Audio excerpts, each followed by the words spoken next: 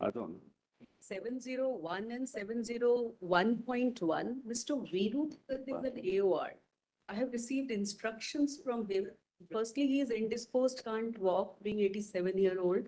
And what we'll do is in all these matters, yes, the idea is to get these matters ready for hearing. Yes. So we'll pass a common order in all these matters Fair enough. in terms of the circular of the 22nd of August 2023, that the compilation of documents, the compilation of pleadings, documents, and precedent, that must be all filed within, say, we'll give 3 weeks to everyone, and written submissions as well. And we will appoint nodal counsel in every matter, Right. who will then prepare the common compilation. What we suggest is, instead of us really making a roll call, We'll give the names of the nodal council. everybody just gives us the name for each matter, Yeah. the name of the nodal council, so that their names will be included in the order. So that My only request is if your lordships can tell us the dates, because unless we know, Mullah, we have to prepare ourselves for Right. this. That your lordships should tell us in advance, that's all. certainly, what I'll do is, I'll Yeah. prepare the calendar. I'll just look at how the calendar is situated for all the benches. Correct. And probably do that by this evening or by tomorrow evening. Fair enough, fair enough. That I can just sort of space them out. Yeah. And if also on the same page, piece of paper, everybody can indicate, I mean, obviously these are not hard and fast, estimated time for the Okay. matters, because then I know how much gap to give before the next matter. Fair enough, fair enough. That may not be very accurate for the reason Obviously, that we I don't understand. have papers, we don't have the exact parameters of the But the thing matter. is, many of these matters have now been pending for 20 years. Some of them can also finish in a day, Mullah. Some of them are very short matters also. Yes. Time limit is useful. but Yeah, that should be yeah. indicated. Lord, there is one additional point as far as the tribunal matter is concerned, which is 704, 705. What has happened is the referral order only refers to referring the money bill issue to 7 judges. But yes. my lord, in para 118, the Honorable Supreme Court says the question as to whether all the tribunals should be shifted to an independent ministry has to be decided. This also should be referred to the larger bench of 7 judges. But in the concluding paragraph, that has not been added.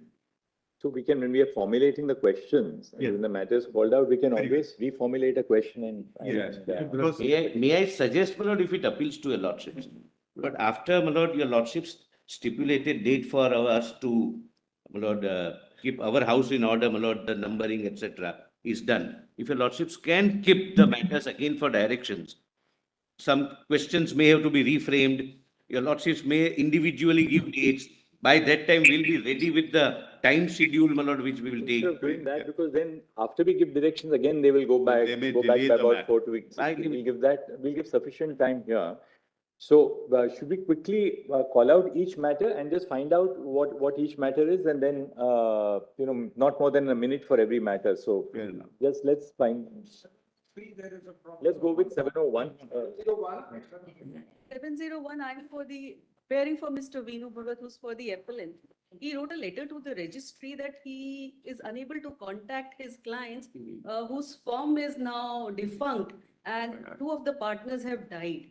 And the question involved, as he told me, was that whether there can be a sales tax on the sales tax for the goods sold, and is covered by a 6 judges bench of. That has been referred to 7. Yes, that is why it was. So we may still have to resolve the question irrespective of whether, somebody is available or not. We may then appoint an amicus to assist the court on the issue. So I'm appearing for him in 2 appeals only. And how many appeals are there in that batch? I'll just, There are 11. yes. Who's appearing in the other matters in 701? That question arose under the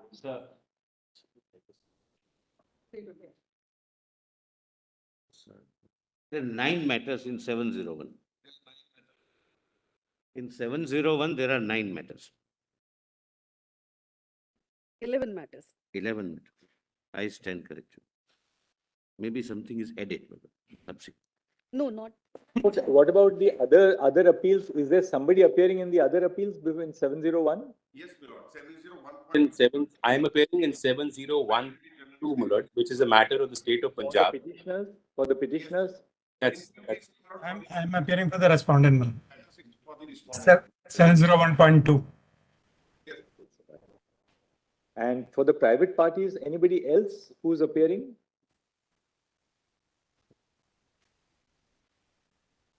We'll list the matter sometime. So what we can do is maybe 701, we can list for directions immediately and then see if that really survives. If it doesn't survive, then we'll close it because now this is a legacy issue. Very well.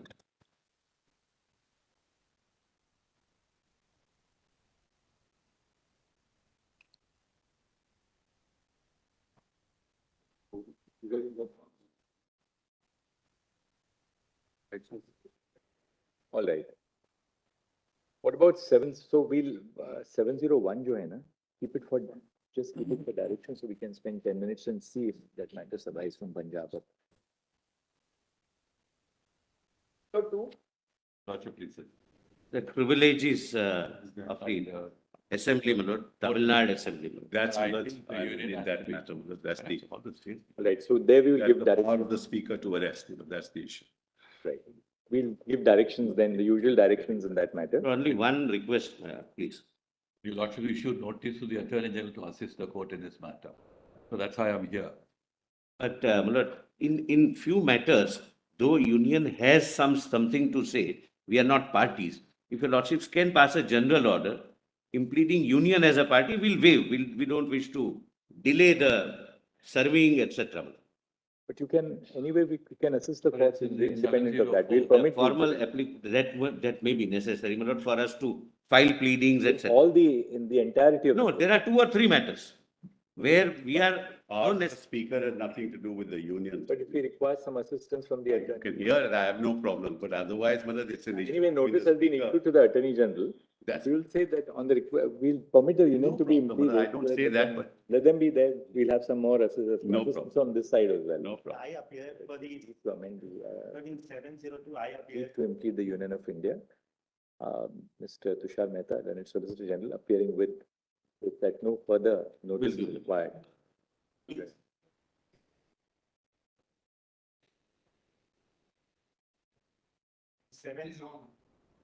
On 701, 702. Just make sure that all the names are, yes, they will clarify that.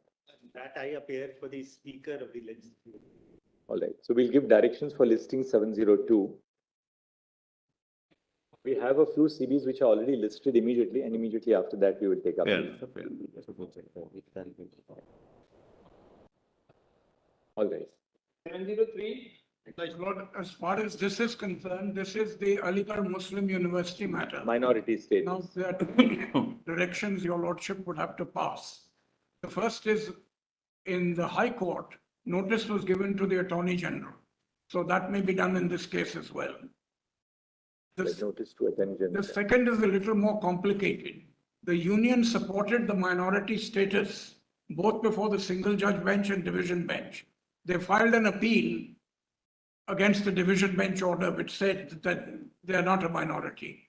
They have now filed an affidavit in 2016 saying that they want to withdraw their appeal. Now their status would have to be determined whether they would be respondents. That because is they when are- it is called out, my lord. That's a contentious issue. Apart from the appeal by the union, who else has filed an appeal? There's other appeals as well. The university itself. There are 8 appeals, 5 by AMU, that's the university, and 2 by private parties. But this issue has to be decided, This will have to be This will decided. have to be decided, yes. and it can be decided as a preliminary No, issue. we'll have to decide the issue. Yes. When the matter is called out, we'll see Good, what the that's impact is. The notice to the Attorney General. With that, we've already issued. I'm already here. Lord, what I've done in this is I've framed 5 issues which can be uploaded to your lordships. Can we just put that? If you can share it with us, we can. Dr. Dhawan, if you could share it with the Attorney General, so that, then they can respond to you, and when the matter is called out, we can, before we begin the hearing, we can finalize it. I've already uploaded it, Vinod. So kindly serve a copy on this. That's the request.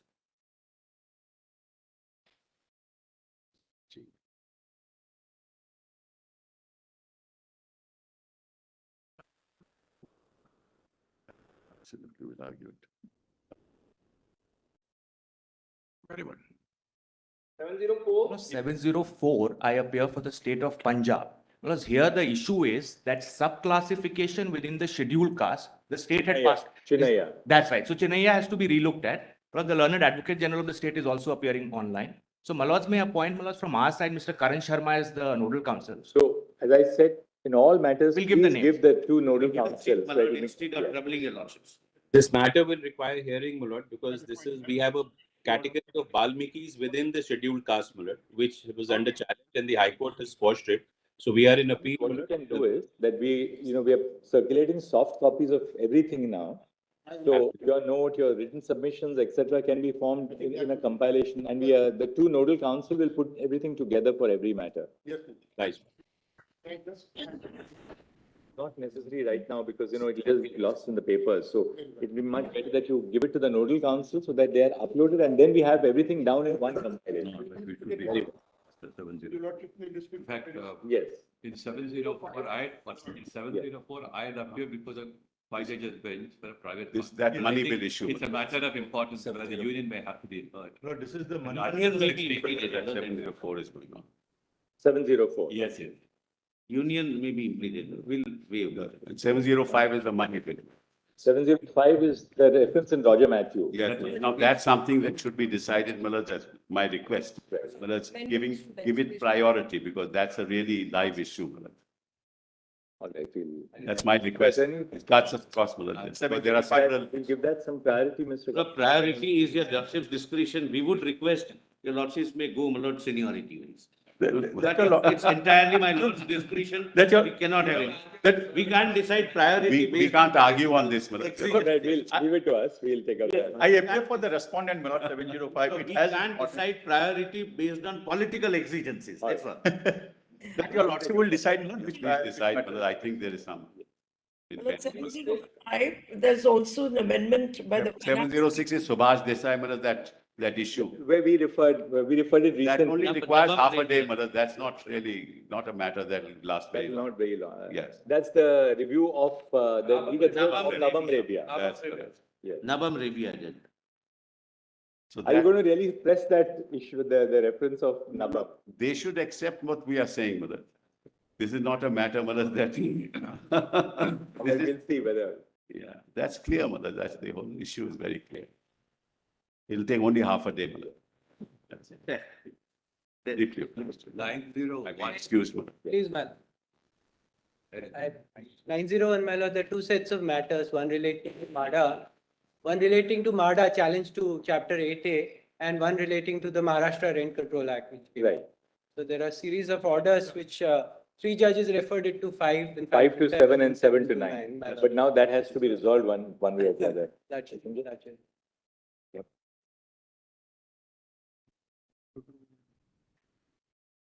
Interesting questions on interpretation of Article 31C, 39B.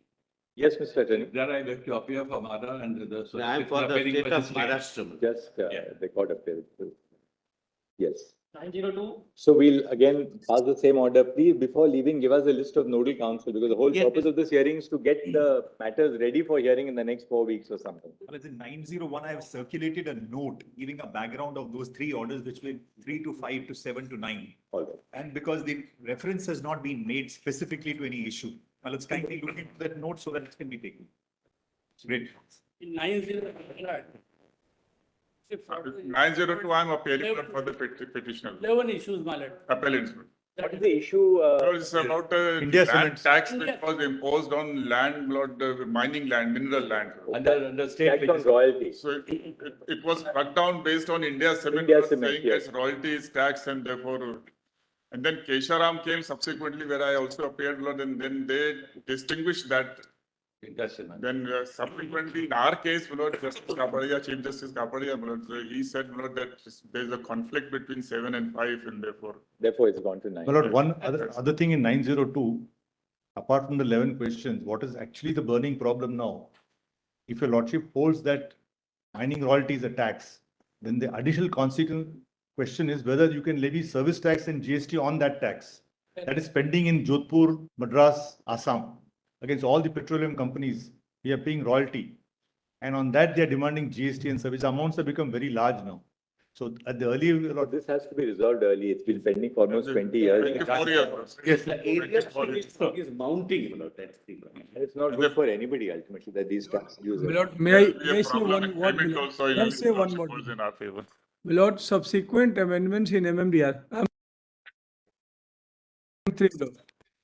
because that what happens is on royalty, we pay GST service tax, and that is not be able to set off to the consumer. So it's a cost to the oil companies. All right, we'll list this. We will certainly give this priority in the 9 judges because it's in a 9-judge Yes, complex. 9 judges. Pending since very long, Milord, 2011. So this is a question relating to industry. Yeah, section 2J of the Industrial Of Disputes the Act. industry. Now, the referral order is not very clear to us with respect. Now, the issue there in Bangalore Water Supply was with reference to municipal corporation.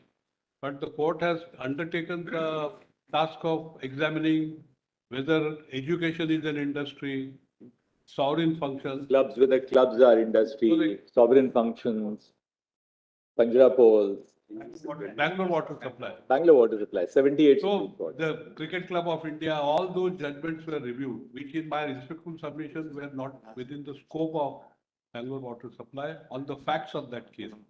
But since now it is referred to larger bench, whether we are permitted to address the court on all issues or whether with reference to the sovereign functions of the state, because it's The Department of Narcotics is held to be an industry.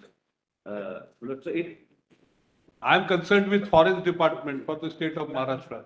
And Forest Department also, there are a large number of cases across India, Irrigation Department, Forest State Department. of UP also. Even university. Then we get into Bangalore Water Supply. Of course, Bangalore Water Supply now has stood the test of time for almost 45 It takes years. some time, So because if the entire judgment is to be revisited, then it will take some we time. take a call once the matter opens as to whether, it's desirable that a judgment which has held the field for 45 years should at all be reviewed. Or what is the great public injury that has happened now as a result of that? Lordship can fix it between the Dussehra holiday and Diwali holiday, in between that. We'll In probably- which case, I think union may have to be heard on the. Yes. the industry. So we'll issue notice to the Attorney not a General. party, Milord. And here also impede the Union of India. Milord, in fact, the law has been amended. So there is no need for this matter to go to a larger bench, Milord. That would be my submission. Yeah, that you can argue when the matter is called out. May I mention the matter, Milord, of 2006, which was where I've been referred to be taken up along with this, the main matter, Milord. My matter is not listed. So may I request that this, Has that been tagged with the 9 judges bench matter? well, or- it's supposed to be taken up after the judgment of the 9 judges bench. Milord, this 2006 matter, I'll address your Let's do lordship. this. Give a small note to the registrar listing who is in the court. Huh. And I'll take a call on whether this has to be placed with the 9-judge bench. Just give it to the Very registrar. well. By the evening, give it to him. I'll take a Yes, call. by this, You issue administrative. yes, much. Yes, we are appearing to the state, no? In this matter, no? Then the issue is with regard to the state's jurisdiction to regulate industrial alcohol. Synthetics. Oh, synthetics and chemicals. Justice Sabyasachi Mukherjee judge. I'm appearing for the Lord, there is one, we all appearing, Lordship may have to make the union as a party because it's between. I think union, I have to be heard. Yeah, we'll issue. Yes, And wait. They're not formal parties. Yes. There was one more request, no? If Lordship's deem it necessary. Because. That's what I was saying.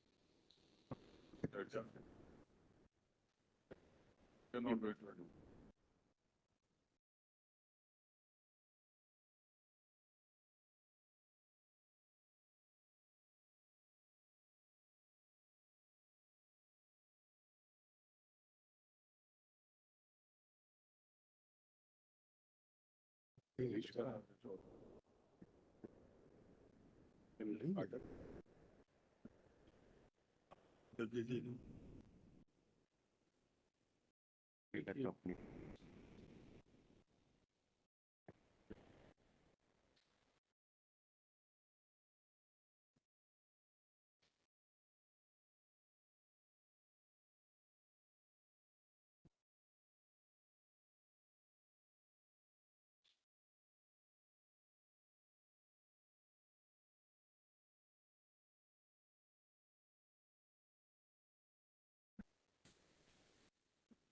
Yes.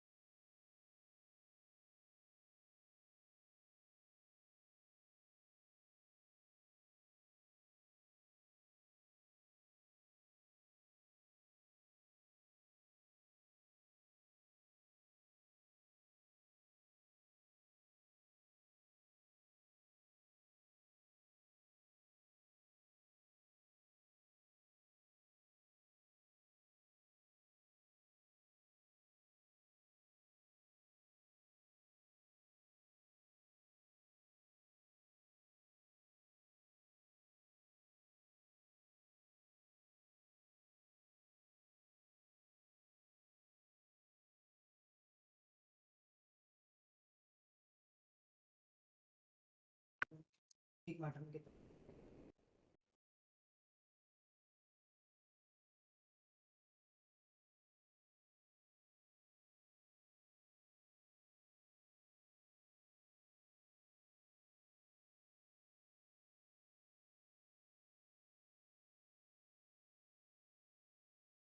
and the state with regard to regulatory power over industrial alcohol.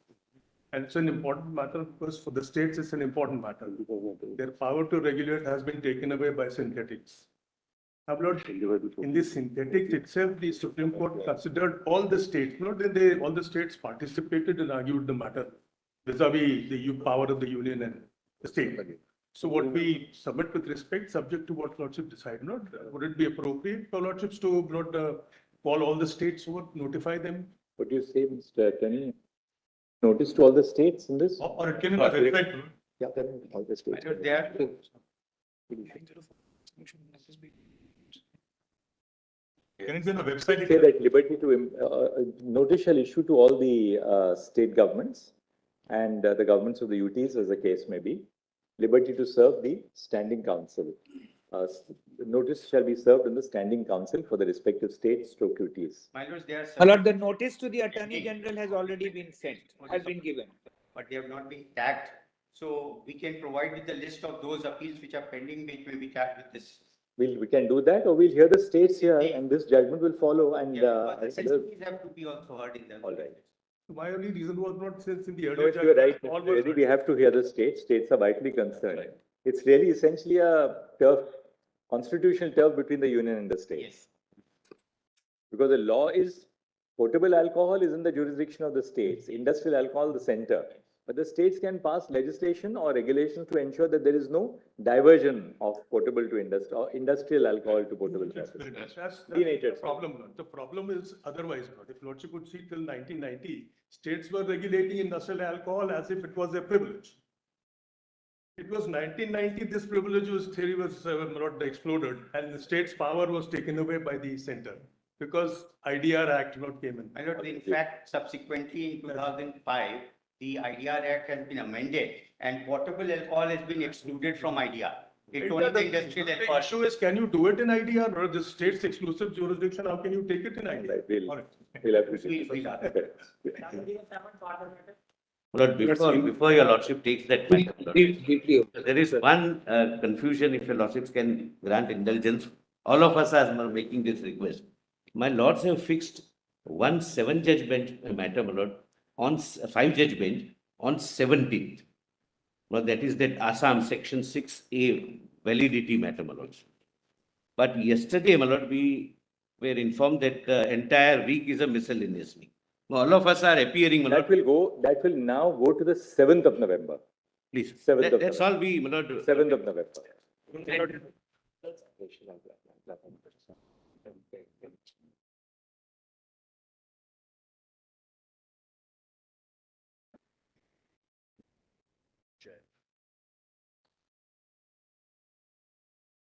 Milords, may I make one small request, Milords? Milords, I'm here, Milords. Milords, in 703, Milords, would the registry be able to provide us with all the pleadings in the pen drive form, Milords, because that becomes easier. These are very All old. matters, my lord, The court master just told me that he's adding that as one sentence in all orders. In The all registry matters. will provide soft copies to all the Milords, councillors. in that regard only, Milords, I have to just make a submission, Milords. I had the occasion to go through some of the scanned records last night after the list was uploaded. There are certain, Milords, it is very convenient for us to actually download it from the e-filing to portal. But some of the scanned digitalized files have a watermark of draft or something else written in the entire paper. That watermark will go now. In fact, that was pointed out to me last night by the registrar IT. He said, sir, there's a problem. We have scanned this file. Some of them have watermarks. They're dealing with it. Don't worry. In fact, it was brought to my notice last night before I was In 902, Milords, I have one more additional submission to make. Milords, there are 6 transfer petitions in the batch. Milords, the batch has grown from 41 to 84 matters in 902.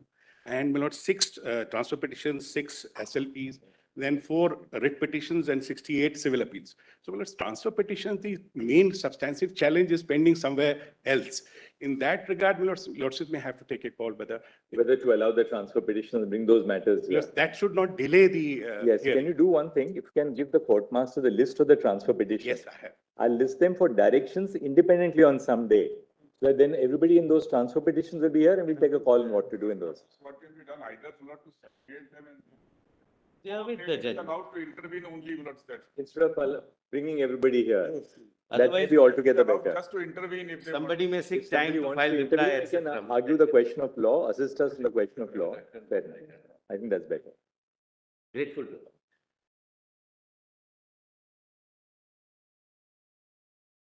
Please, Your Lordship.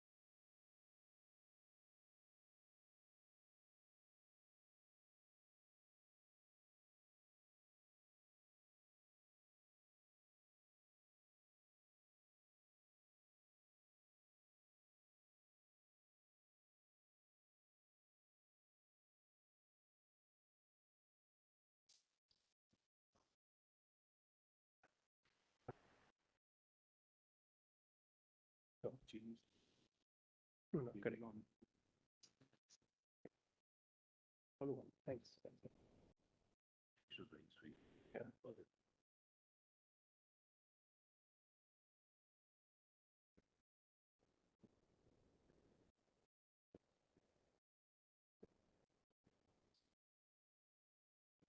Yeah. Lord, just to summarize, my Lord, there are 3 broad reasons why your Lordship should be pleased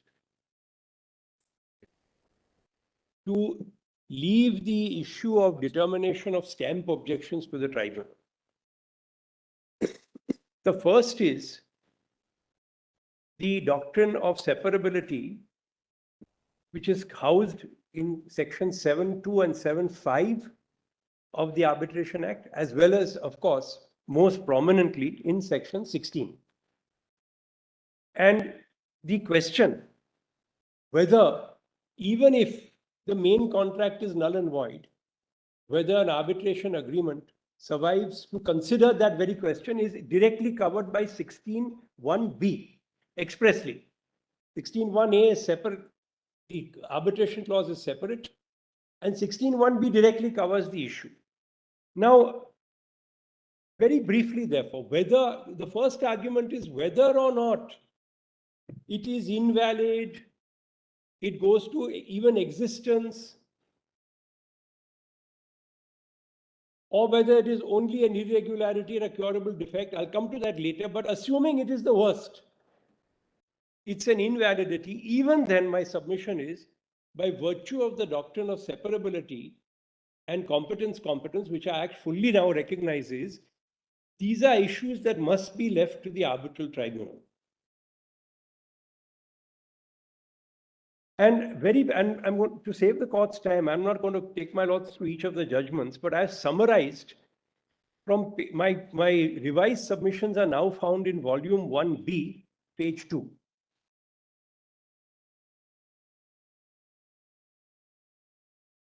And from page 7 onwards of volume 1B, I've just extracted some of the major decisions, internationally as well as ours, on separability. And to which, of course, I'm going to add one when I show it before my lords. Page 7 of volume 1B, it's been added last night. Been uploaded now. My earlier submissions were in volume 1, but since we made a change, there was one mistake which we corrected. Over here, it's updated submissions. Updated submissions. I'm updated.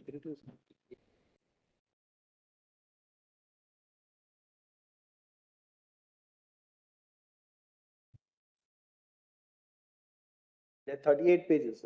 38 pages. But that is because I've extracted judgments there, so it's easier for me to read from there rather than troubling my lord to go to the actual judgment. I'll be going to the actual judgments in only 2 cases, which are quite critical. Is it Harbor Assurance Company? Yes, it starts with that. That's the Queen's Bench decision. That's right. Oh. It starts with that Court of Appeals.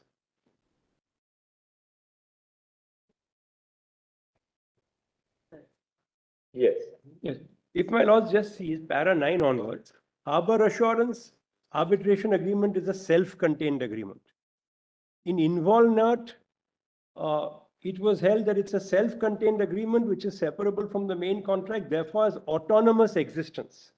In our own Enacon, expressly under section 16, your lordships have held that section 16 accepts the concept that the main contract and the arbitration agreement form 2 independent contracts. And then in para 83 again, the Supreme Court calls the arbitration agreement a second contract. Redfern and Funto also speak of 2 separate agreements, primary or main contract and a secondary contract. Then if we go straight to para 14, Gary Bond, the arbitration agreement may exist and be substantively valid, notwithstanding the non-existence, invalidity or illegality of the underlying contract, and the arbitral tribunal may and must consider challenges to the existence, validity or legality of the underlying contract because such challenges do not impeach the arbitration agreement. Then Fiona Trust. Arbitration agreement must be treated as a distinct agreement and can be void or voidable only on grounds which relate directly to the arbitration agreement.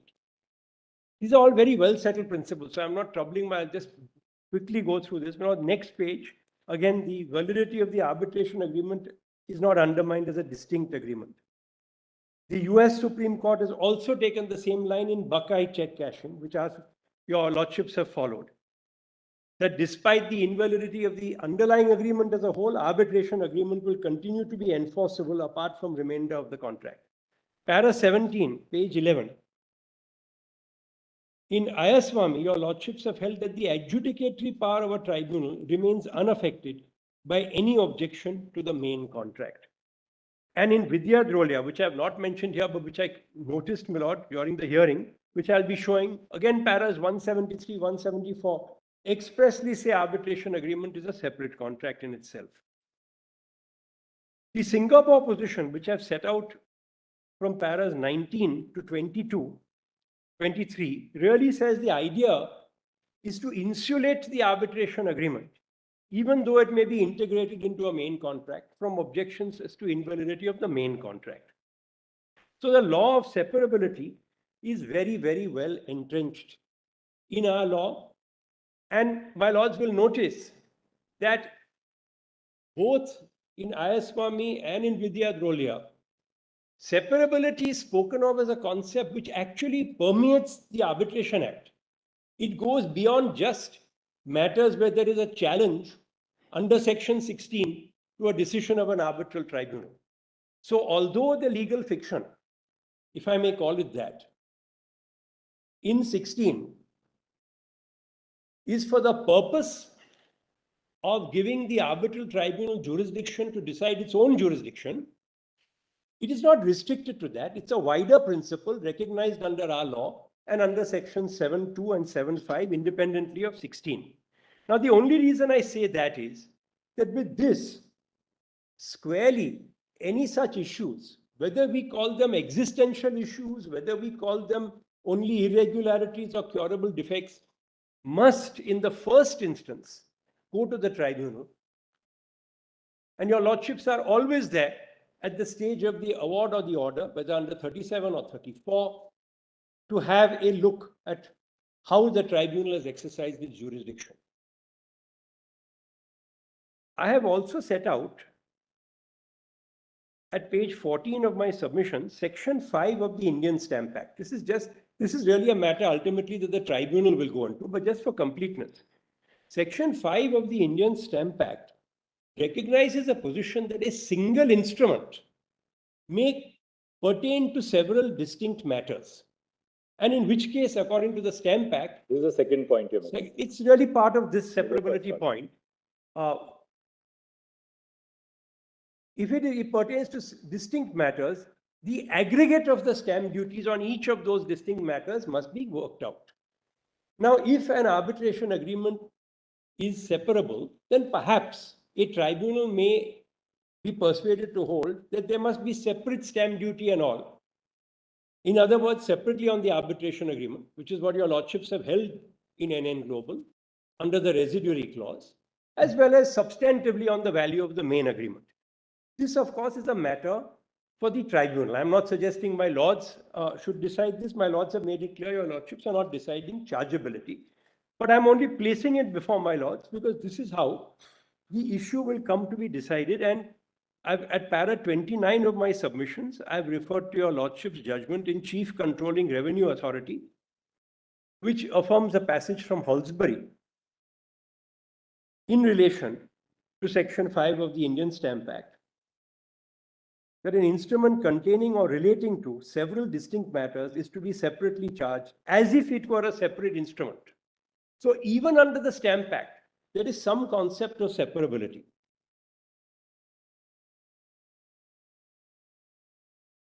Now, it may be that a tribunal takes the view that no, stamp is payable only on the whole.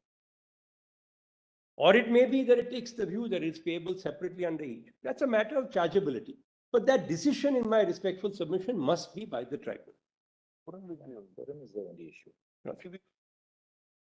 It's the forum which is an issue. That's What this will the happen, forum. will it happen, not happen? Precisely. Precisely. The whole purpose is to shift the forum to the arbitrator so that arbitration proceedings don't get delayed at the threshold. I You couldn't go have put it. there and then you argue it out if something is a consequence that is there. But the court under 11.6 is the only issue really which we are touching. That's it. Now, my lord, for that purpose, I want to show my lords two judgments, which my lords have seen, but I just want to emphasize certain different aspects of them. The first is my lord's decision in the Ayasami case, which my lords will find in volume 5A at page 1336. There are three important principles laid down here, which I want to just, press into service. 3,000? 1336, page 1000 of volume 5A. This is 2016, 10 SCC 386.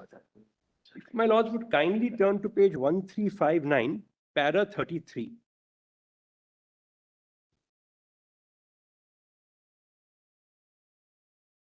Para 33 says, Section 16 empowers the arbitral tribunal to rule upon its own jurisdiction, including ruling on any objection with respect to the existence or validity of an arbitration agreement. Very important because existence, even assuming stamp goes to existence, it's housed with the arbitral tribunal under 16. 16(1)(b) stipulates that a decision by the arbitral tribunal that a contract is null and void shall not entail ipso.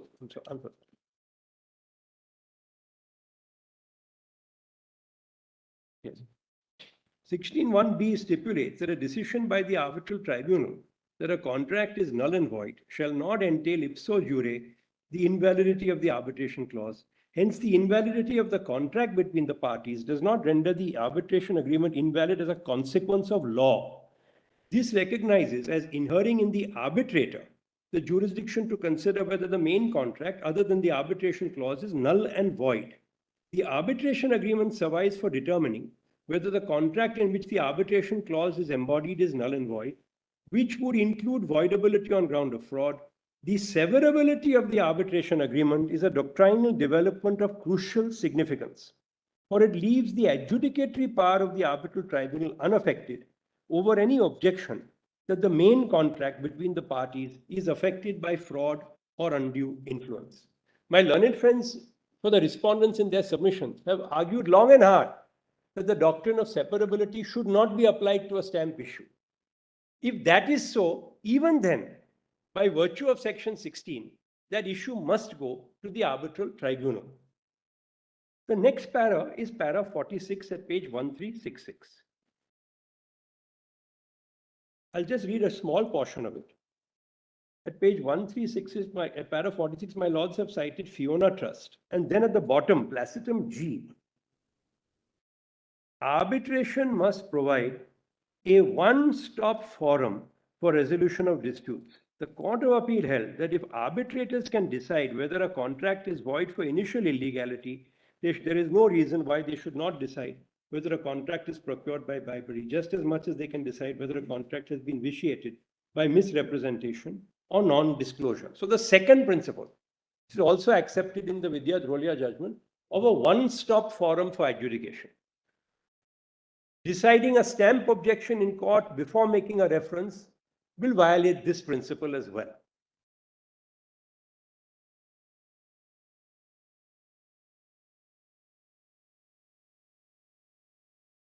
And your lordships have given the reason underlying para 46 in para 48, which is 1367.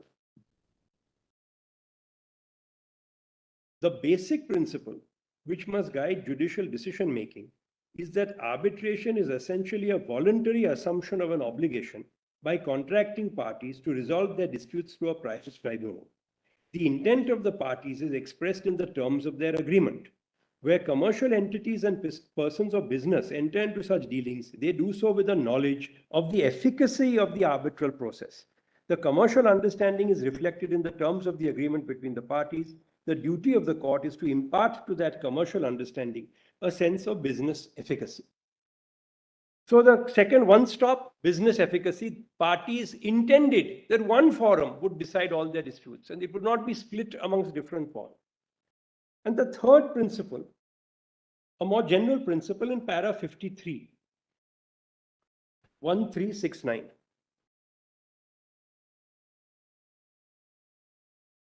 The Arbitration Act should, in my view, be interpreted so as to bring in line the principles underlying its interpretation in a manner that is consistent with prevailing approaches in the common law world. Jurisprudence in India must evolve towards strengthening the institutional efficacy of arbitration. Deference to a forum chosen by the parties as a complete remedy for resolving all their claims is but part of that evolution. Minimizing the intervention of courts is again a recognition of the same principle. And the principle, of course, as we have seen, is housed in section 5 of the Arbitration Act, which has a very far-reaching non obstante any other law. So that is Parliament's legislative intent reflected in section 5. Therefore, these are three principles. Now, these three principles and two more have also been categorically affirmed in the Vidya Drolia decision of your lordships, which is to be found in volume 5A, page 76.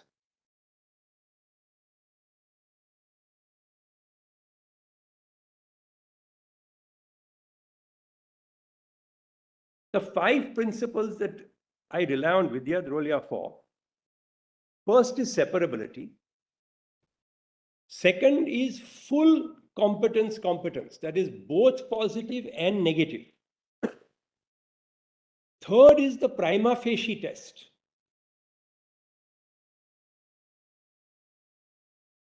Fourth is that even under 11.6a, only the contractual validity of the arbitration agreement is to be seen.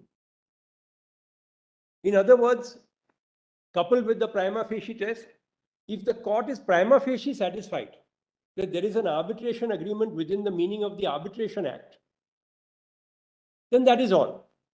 Nothing more has to be seen under 11.6a. And the fifth is these principles of a broad pro-arbitration interpretation to respect party autonomy, and one-stop adjudication, presumption of that. These are the 5 principles that have been laid down in Vidya Drolia. And may I quickly run through the paragraphs? Both the learned judges have decided this. The judgment is found at page 76, 2021, 2 SEC page 1. First, para 126, if my lords would kindly go to. Which volume is this? 26, is it? At page 182. 5A, 182 is para 126. First is separability. I'll just show both the judgments are ad idem on this. Para 126. Page 182 of volume 5.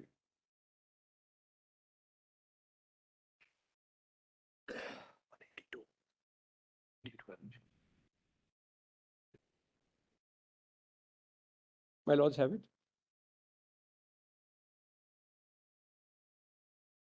Yeah.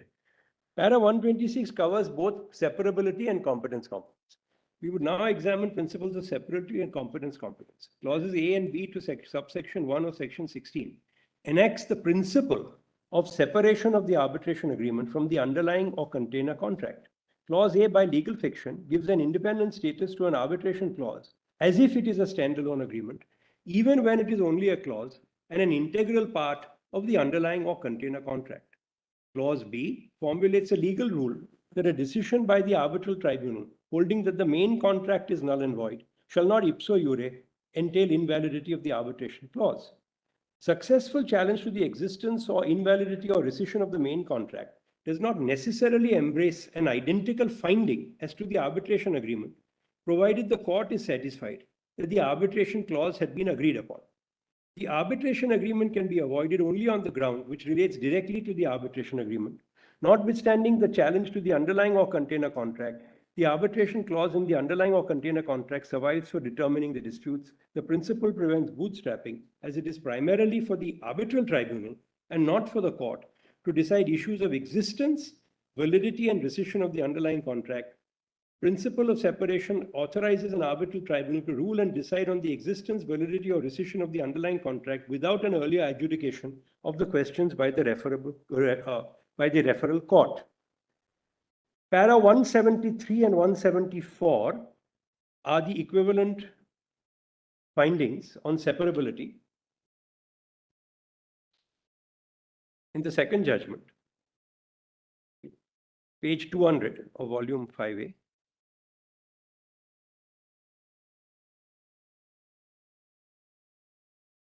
Arbitration is a creature of consensus.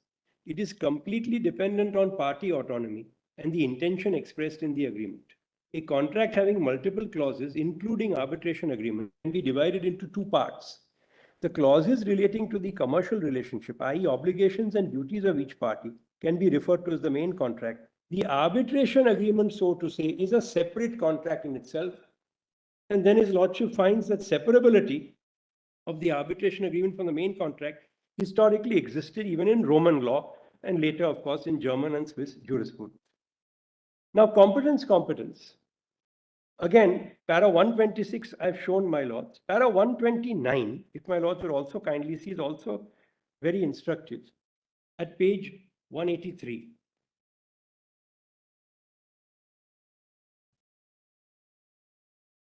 Principles of competence have positive and negative connotations. As a positive implication, the arbitral tribunals are declared competent and authorized by law to rule as to their jurisdiction and decide non-arbitrability questions. In case of express negative effect, the statute should govern and should be followed. Implied negative effect curtails and constrains interference by the court at the referral stage by necessary implication in order to allow the arbitral tribunal to rule as to their jurisdiction and decide non-arbitrability questions. As per the negative effect, courts at the referral stage are not to decide on merits except when permitted by the legislation, either expressly or by necessary implication, such questions of non-arbitrability. Such prioritization of the arbitral tribunal over the courts can be partial and limited when the legislation provides for some or restricted scrutiny at the first look referral stage. Now, this is a judgment, I believe it's the first, which divides up even negative competence into express and implied, and that is correct. Because very often a section will not actually say a court should not interfere. But an interpretation of that section, given Section 5 of the Arbitration Act, leads to an implied negative competence or a stepping back, as it were, of your lordships at the first stage. Because the whole scheme of the Act, the architecture of the Arbitration Act, is geared not towards front-loading, inclusion by a court at the beginning, but towards a scrutiny after an award is passed. So it's not the arbitration that is heavily supervised, it's the award that is looked at when it is challenged, or of course an order under 37, if there's an appeal.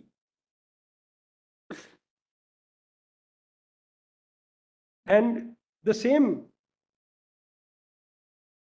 thought permeates through paras 178 and 208. I won't read them.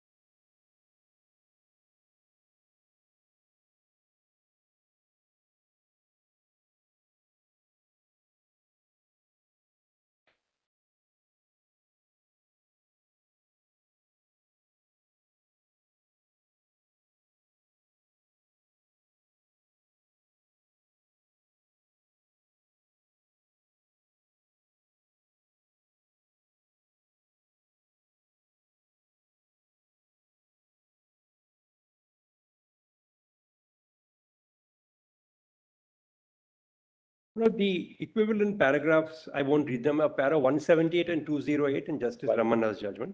178 and 208. 178 and 208. The third principle, and this minute I want to place, because this is the prima facie test. We have heard a lot about Section 8 is only a prima facie approach. What is a prima facie approach? How does a court apply it?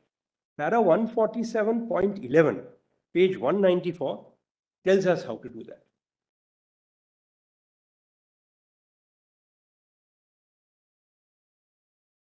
The second sentence, the court as the judicial forum of the first instance can exercise prima facie test jurisdiction to screen and knock down ex facie meritless, frivolous, and dishonest litigation. Limited jurisdiction of the courts ensures expeditious, alacritous, and efficient disposal when required at the referral stage. So something which is ex facie meritless or frivolous. Ex facie, there is no arbitration agreement. That is something alone that a court will see under 11.6a. The rest, if there's even a dispute or a doubt, will be sent to the tribunal. When in doubt, refer, is what this judgment itself says.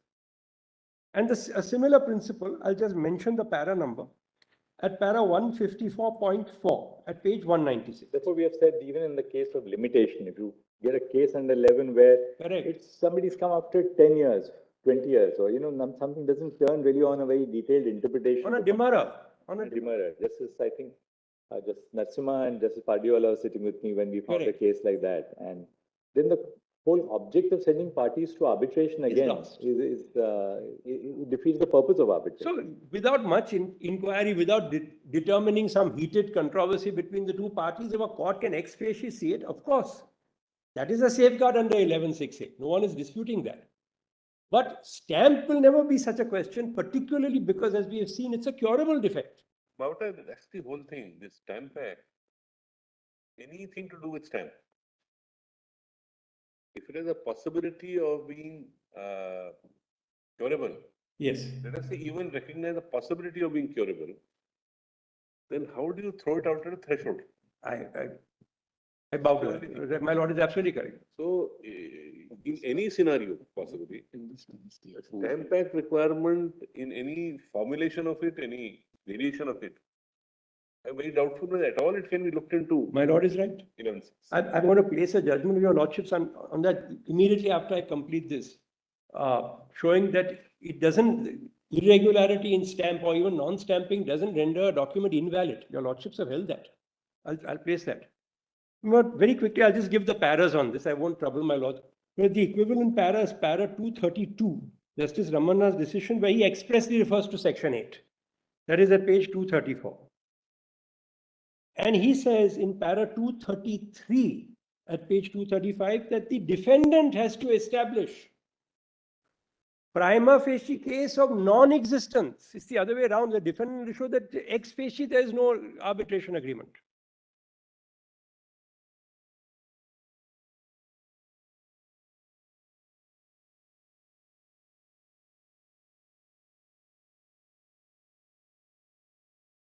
Well, the fourth proposition, again, in the interest of time, I'll just give the paras. Paras 236 to 238 at pages 235, 236, relying on your lordship's Mayawati decision. Ultimately says it's only contractual validity of the arbitration agreement that has to be seen under 11. In other words, section 7, is it complied with? On the face of it, ex facie. If there's again, even on that, if there's a dispute to be gone into, it will go to the tribunal. But if ex facie, your lordship is fine. There's just no agreement, of course.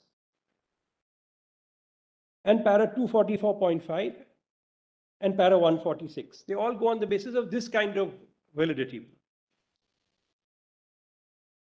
And my lord, I adopt Mr. Datar's submissions. I'm not going to repeat them under the Contract Act. What is not a valid contract or what is a void contract is only one which is voided under section 23 or under section 10. Nothing more than that. Stamp Act doesn't come into that at all, not even into the Contract Act. Yes, elaborately at this moment. Yeah, so I'm not touching that. I adopt that, my lord. And the fifth, my lord, set of paras in this judgment, I'll just give the para numbers. Paras 151 to 152, page 195. And para 220 at page 230 is again the principles of a broad pro-arbitration interpretation and a one-stop forum for adjudication. What is the latter para? Para 151, 152. 195. At page 195 and para 220 at page 230. They speak of a one-stop adjudication presumption. You start from the presumption that everything goes to the tribunal. Now, applying this to 11.6a, It's not that because the word existence is used, everything coming under that umbrella of existence has to be gone into. The legislature has said confined to the existence, and given the principles under Section 5 and these very salutary principles of law, a court would restrict by way of an implied negative competence, even under 11.6a, to an ex facie examination.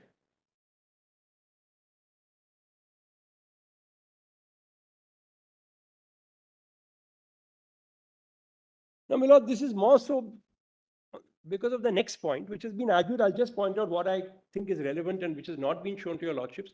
Under the Stamp Act, 1, non-stamping or understamping does not result in an invalidity or voidness.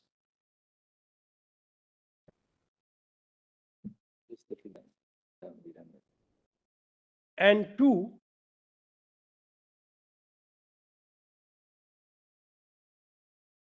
it is a curable defect. Now, if my lords kindly turn to my written submissions, volume 1B at page 15. I won't read all of them. It's also waivable. You can waive it because. And one can waive it. My lord is right. In fact, there are 3-4 sections which I want to just point out. Again, I won't read them. They've been read. Barring one, they've been read to my lord. Waiver is also by conduct. It's far more liberal. It doesn't have. My lord is absolutely correct. And if that is so, then under 11.6a, how will a court go into that?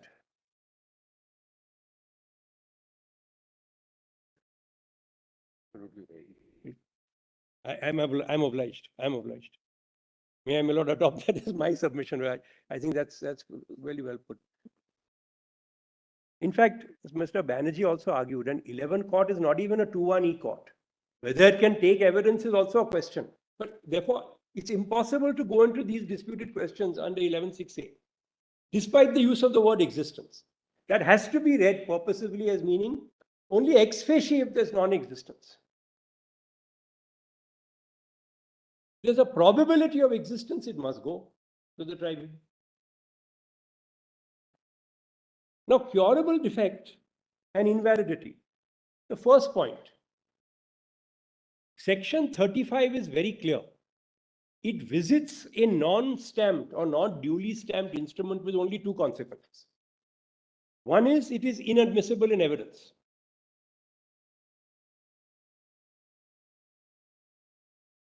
And the second is it shall not be acted upon.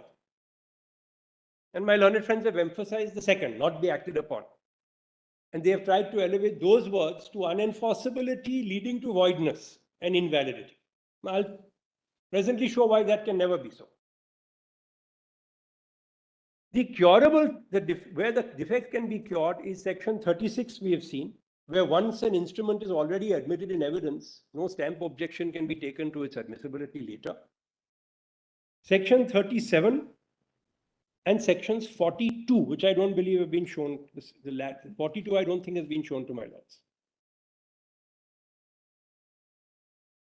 But 42 only allows the collector on payment of duty and penalty to stamp the document, and after stamping, then it can be admitted in evidence, and the shadow, as it were, of section 35 is lifted.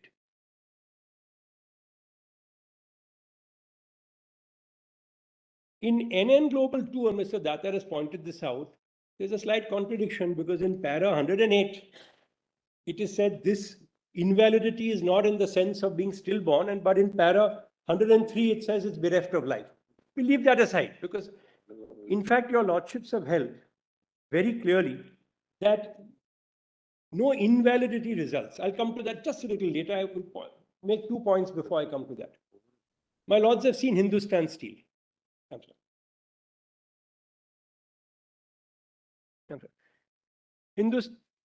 The judgment in Hindustan Steel. And my lord, I've set this all out in my written submissions, pages, paras 32 to 47. So I'm not going to read it all. I'm running through this because much of this has been argued. I've set out the extracts from the judgments as well. Paras 32 to 47, starting at page 15. But I want to make 1 point. Hindustan Steel we have seen, and it is directly on point. about curability. But there's another aspect your lordships may take into account. There's a judgment of your lordships in a totally different context under FEMA, in the Vijay Karya case, which my lords will find in volume 5A, page 1545. I'm not even asking my lords to go to that.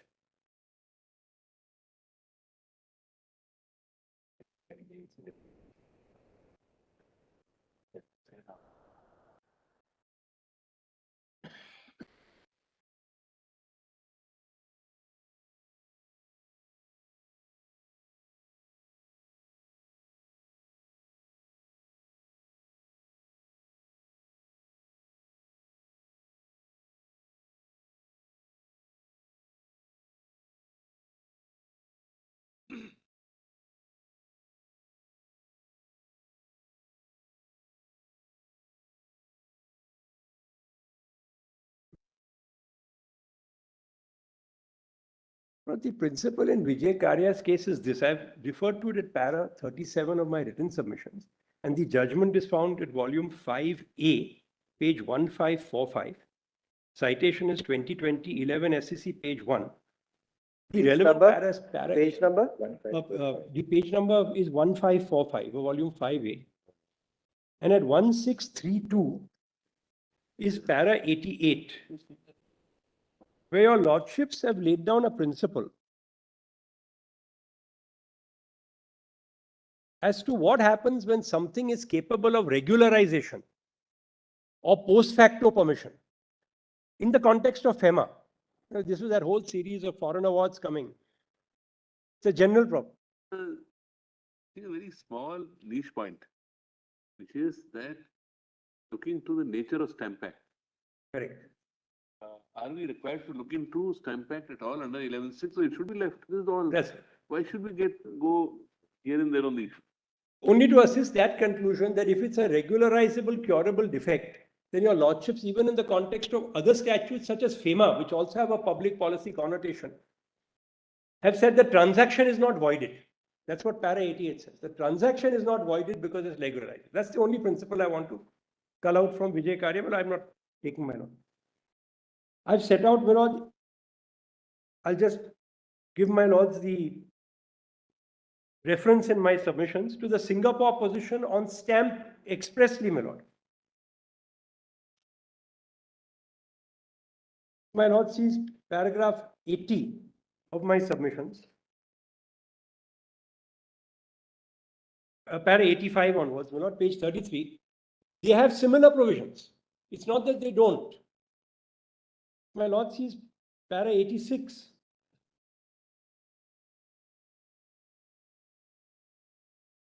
(51)(1) of the Singapore Stamp Duties Act corresponds to our section 33, the impounding section. And section 52 in the next para corresponds to section 35. Same language. Not admissible in evidence, must not be acted upon. Identical language. And in para 88, I've referred to one decision of the Singapore courts, where it is categorically held that this is only a rule of evidence and does not affect the validity of an unstamped document. That is in this Muhammad Amin bin Muhammad type case.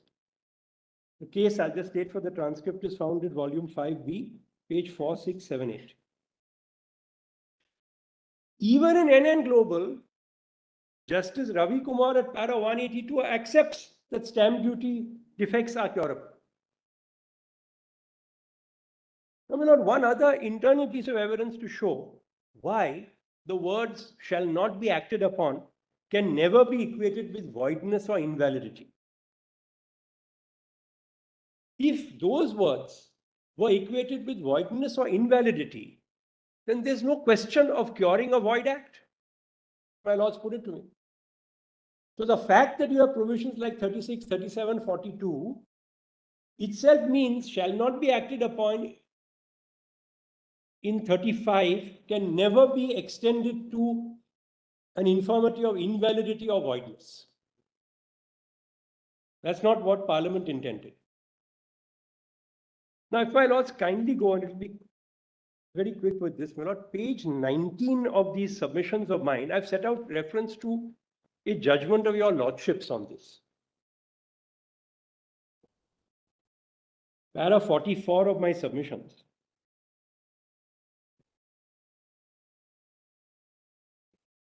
In Thiruvengadam Pillai's case, Justice Ravindran's decision, 2008 for SCC 530, and I'll just read para 13, which I've extracted.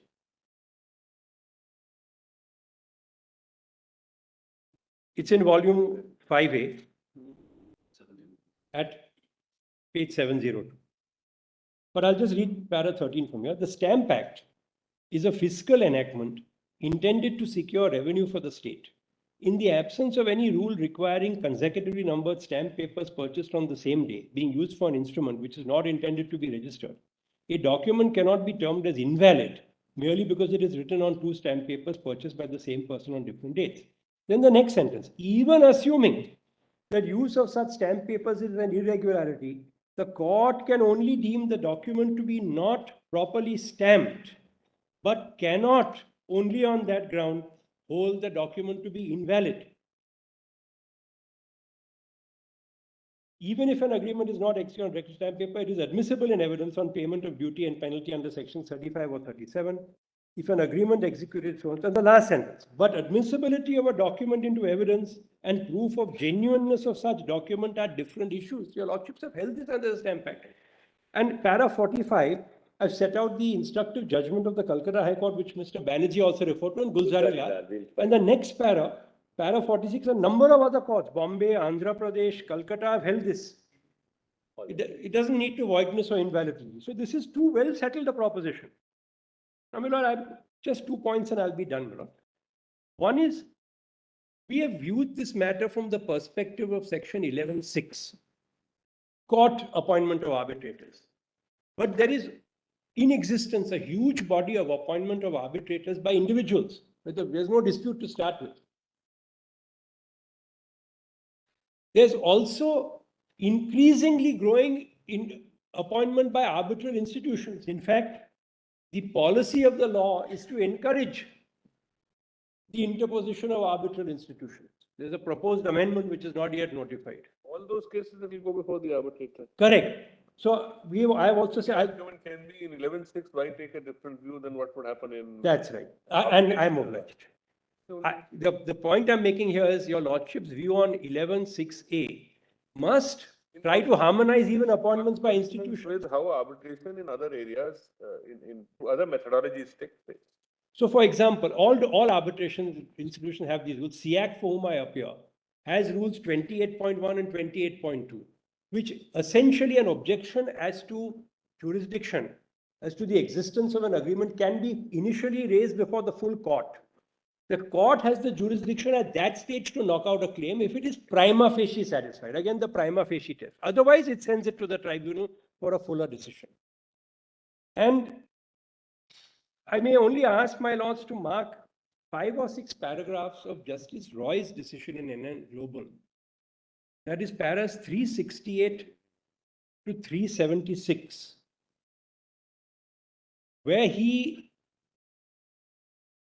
surveys the rules of several leading arbitral institutions. All of them have a prima facie test at the first instance.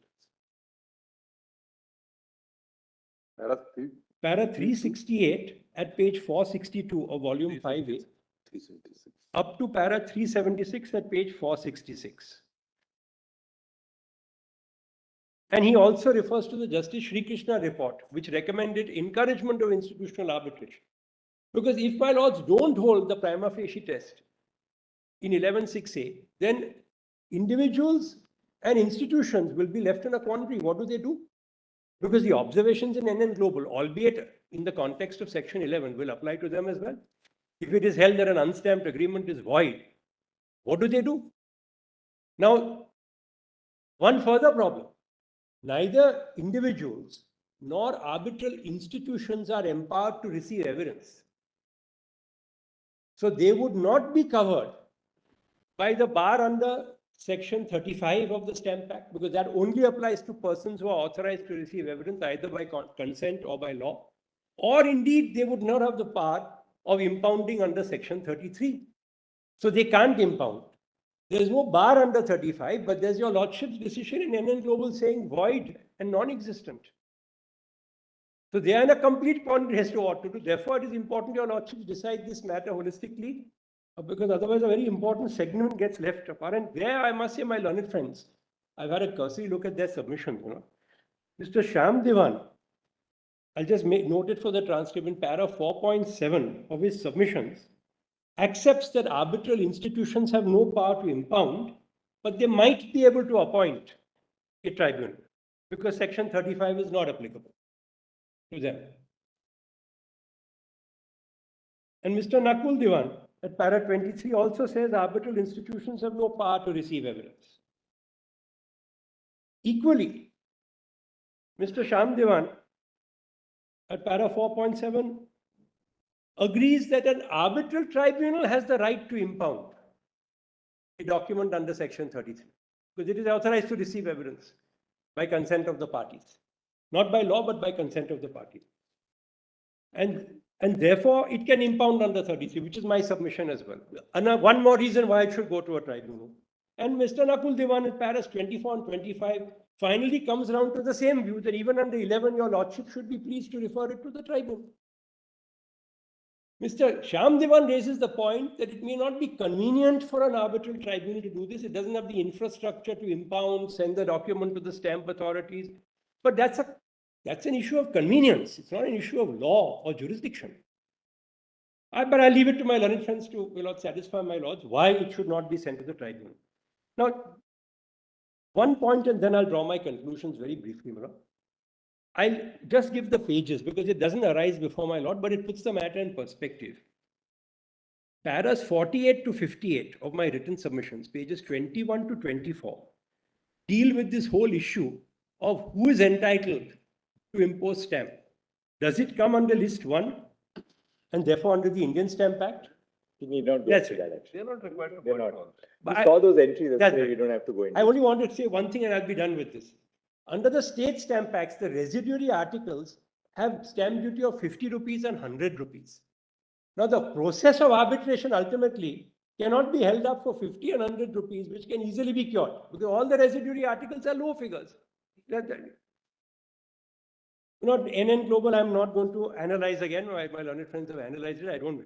Come on, just my conclusions.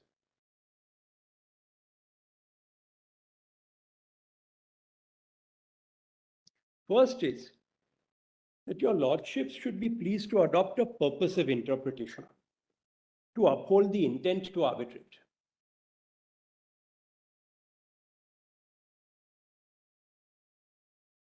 In deference to party autonomy.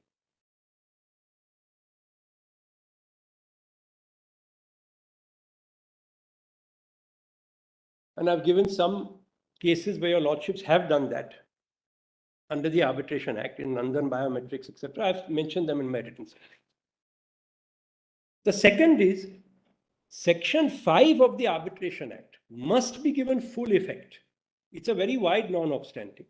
And the Arbitration Act is a complete code. Your lordships in the Amazon case, I'll again just give the para number, para 43, and the judgment is found in volume 5B at page 623, have held that the new Arbitration Act with the amendments is a complete breakthrough from the old position.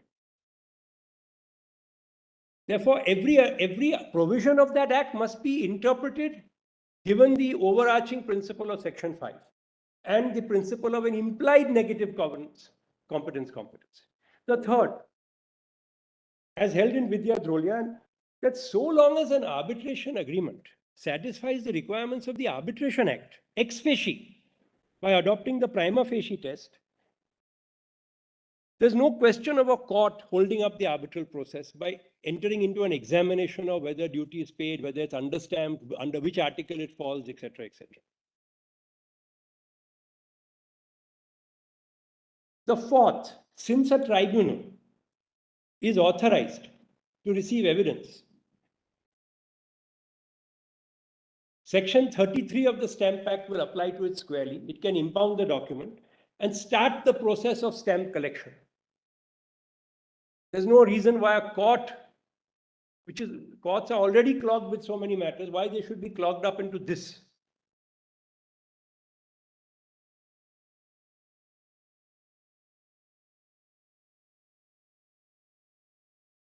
Fifth, such an interpretation of 11(6)(a) will also harmonize the process between appointments by courts, by individuals, and by arbitral institutions. An arbitral institution certainly will take just a prima facie look before the tribunal is appointed. An individual may not do that. The one who wants to refer to arbitration will refer, the other one will go to Section 11. So it's unlikely, but sometimes individuals do, because very often these objections are raised halfway through an arbitration. So it's not unheard of. Then, my lord, 6, the trend is towards encouraging institutional arbitration. The Amazon case has said so, and your lordships are familiar with the Sri Krishna report, which has said so. And therefore, to leave institutions in a quandary and to effectively block the process of institutional appointment by saying go into stamp objections will not subserve this broader public policy objective. And lastly, there is also a trend towards investing arbitral tribunals, a parliamentary trend, towards investing arbitral tribunals with powers of a court. This is the legislative prescription of Parliament. I'll give a few examples. The amendment adding 17(2), which prevents a Section 9 court, which effectively prevents a Section 9 court from giving interim reliefs, because under 17(2), the orders of an arbitral tribunal are given the force of law of orders of the court. And corresponding provision is 9(3). Section 11(6)(a) itself. Section 8 was amended in 2015 to include prima facie, to bring it into line with 45, where under Shinitzue, your lordships had held only a prima facie look to a foreign arbitration. And even 12. Under Section 12, even impartiality and independence, the first objections must go to the tribunal itself. So the whole trend is empower the tribunals more and more in deference to the principle of competence. And this, in my respectful submission, will subserve the scheme and object of the Act, minimum interference of courts, party autonomy, and one-stop adjudication. And ultimately, in a lighter vein, this might encourage the stream of trade and commerce, and ultimately more stamp duty might result as a result of this, rather than holding it all up for stamp objections to be decided by courts. I'm deeply grateful for the time I've been given. Who are you appearing for now? My lords have been grateful when I was appearing in the Constitution bench for inviting submissions. So 5 to 7 minutes, my lord. Just one thing. Yes. We have to wrap up the proceedings today. Yes. It may not be in the interest of anybody that, we keep it on. I understand. So what we'll do is, we'll look at the submissions of all the interveners. Yes. Would have much liked to hear you all. You've put in a lot of industry. Please rest assured, we'll read all the submissions of the interveners. If we have something at the end, in response to what Mr. Diwan has argued, and since we have heard Mr. Datar, Mr. Gaurav Banerjee, and Mr. Daras Kambata on this side, in rejoinder, if we have some queries, we'll put them to the intervener. I think that may be better. 2 minutes for one aspect. We can't give 2 minutes to everybody. Thank you. Yes, Mr. Diwan. We'll try. Do this. Give us your submissions. Yes, Mr. Diwan. We've narrowed down the controversy, Pranav. Therefore, there's really nothing to be added. Nothing to repeat. Only then I would just have pointed out the relevant pages of my written submission. That's all. So that we'll read it, don't worry. We'll read it in. Thank you. Yes, we'll read the submissions. Yes, Mr. Diwan. I appear for respondents 1, 2, and 4. I appear with Mr. Nikhil Nair. We will divide our submissions. For respondents 1, 2, and 4. I'll request the court master. Yes, Diwan, one thing, since we have now renamed the title of this proceeding, the object was also to assuage your concern on behalf of your client that we shouldn't look into the curative aspect, or that you have a preliminary objection to the curative issue. We'll be sending it back to Yes, the but that may five-judge not, bench so on the that curative. after hearing us on curative, your lordship may consider whether that's the correct course at all. Because in my respectful submission, that may not be the correct course. We So I'll really be want brief. we want your assistance on the question of law. I'll do that as much as I can, but it will do that in 2 Justice stages. to your client on facts and whether curative should be exercised. We'll leave it to the five-judge bench, and we are not going to come in the way of your client saying that, look, please dismiss this curative because they have no case on merit. Yeah, I think, okay, so let me, I've understood what your lordship is indicating. Now let me contest that position and suggest that there is a better way forward. Yes. So let me first, so I am going to be making my submission very rapidly because of the constraint of time. I will state my points. I'll request the court master, if you consider it convenient, to hand over, I've given a list of the Constitution of India, the Stamp Act, the Arbitration Act physically, because it may take less time that way, that they may. We have it with us. Now, let me just, so I have 2 broad sets of submissions. I am first setting out my points with regard to my first set of submissions. The first submission is that our court, which is the Supreme Court of India, as we understand it, is a means and ends institution. We are very particular about means and ends when it comes to courts below, when it comes to government authorities, when it comes to citizens, and most important, when it comes to ourselves. Because the reputation and credibility of our institution rests on the foundation that we reject expediency. We do not. We have sometimes very honorable objectives, but we do that as the apex court in our country, following, reaching those ends by permissible means. And that is going to be my first point with regard to means and ends, the importance of means and ends, and the importance of the nature of jurisdiction which your lordships is exercising. That's my first point. I now come to my second point. Let me indicate what we are not exercising first. So first and foremost, as your lordship correctly put to me, that look, we have relabeled this, and I'm very grateful for that because I think it really helps, because the parties know, individuals who read the judgment know. So I think it's very beneficial to have an appropriate caption for the case rather than this. But the caption and altering the caption, does it alter the nature of the jurisdiction which you are exercising? So I asked myself a simple question. What are the jurisdictions which this court indeed does exercise? Are we in the realm of appellate jurisdictions? The answer is no.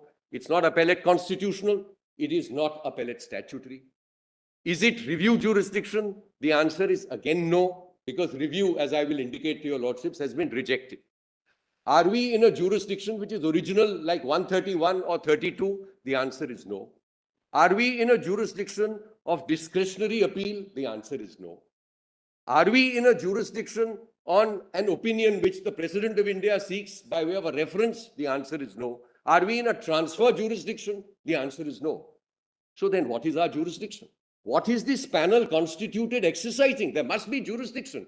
This is the primary function of every court. You must be satisfied. I'm only saying that. You ought to be, I can't say must be. You ought to be satisfied that the jurisdiction which you are exercising in a panel of 7, I'm sorry. Where a 5 judges constitution bench has found the view taken by earlier 5 judges bench. Yes, yes. To be prima facie not correct. Correct. Is a reference to 7 judges not called for? Yes. So let me answer that straight away. If in an appropriate jurisdiction, I answer that straight away. If in an appropriate jurisdiction, your lordship's exercising a jurisdiction, your lordship finds that a 5-judge bench is not appropriate prima facie or otherwise, by all means you have the power to do so. So I concede and I accept that. But not in the curative jurisdiction. Now I'll come, so let me answer that question straight away first. The only problem is, yes, exactly. I'm so sorry. No, there are fundamental issues. I'm sorry. That doesn't really survive, subject to what you say. Yes, yes, of course. Because even when you were arguing earlier, yeah, you said this is not a case for curative. Sorry? This is not a case for curative. That's my submission. I mean, it's ultimately for the court to hold. Case for curative, you may be right, you may not be. We can't Correct, correct. But you said, look, don't in a curative petition appreciate these submissions. I'm sorry? Don't appreciate these submissions or debate these submissions in a curative petition. Correct? Yes. That was your submission. That's what means and ends is about. You must be exercising a legitimate jurisdiction. Legitimate meaning is not that it's illegitimate to exercise. It is curative. The point I'm making is your lordships are sitting, exercising a seven-judge bench, and I have no problem with seven-judge bench at all, or nine-judge or whatever. But the issue still is the core nature of your jurisdiction today is curative and nothing else, which takes us to, I'm sorry. When a position of law, Yes. we are a constitutional court. Yes, of course. When a position of law is liable to cause grave public injury. Yes. Public uncertainty. Correct. And grave unsettling in Yes. the world of business and investment. Yes. Yes. Surely, the point of time at which the controversy should be resolved should not be left to the vagaries of future litigation. Is the duty of the court to seize upon the well, opportunity? yes. Answer is yes. And at the end of it all, we may still dismiss the curative petition against you. So the answer is yes. Because we are equally conscious of the need to do justice to the facts of that case. So the curative petition can be still dismissed after the decision of this court is rendered. So let me answer. Setting the law correct. So Manoj, let me just answer that. First and foremost, if this court finds in an appropriate jurisdiction and in an appropriate cause that there is some decision which requires reconsideration, which is absolutely your function, and I would take it higher, even perhaps your duty to correct the position in law, it ought to be, as we understand it, in an appropriate proceeding. So now let me just answer the questions which your lordships have put to me. There are two ladders here. The first ladder is a curative ladder. As we understand it, the ladder narrows in the sense, in our understanding, review jurisdiction is narrower than the main appeal, and curative, in our understanding, is narrower still than review jurisdiction. If that be so, then this is a very narrow issue. So I come to my second point. Curative, as we understand it, as understood by this court, and I'll place those decisions, is with regard to doing justice for a particular individual cause. When we go to Hurrah, your lordships will see, it's a case in that case to do complete justice, that individual case. The curative jurisdiction, there may be several situations where you have incorrect law or something which is staring in the face. We don't accept that we'll come to, of course. But it's very important to follow the means and ends test. And I'll tell your lordships why. NN Global ought to, it may come up on an appropriate separate ladder. Curative is a three-rung ladder, as we understand it. The first rung is the disposal of the case itself. The second rung is there must be a disposal as far as the review is concerned. And the third rung is thereafter a curative petition with all the safeguards that the court has laid down. That's the three-rung process of reaching this court in curative jurisdiction. Now is a submission. You cannot bypass these three rungs because, and let us remember, the curative jurisdiction, although now in our Supreme Court rules, your lordships have continuously exercised, it's a self-created jurisdiction. It's a jurisdiction because the demands of justice sometimes stare an apex institution like your lordships in the face. And oh my, how have we allowed this to pass?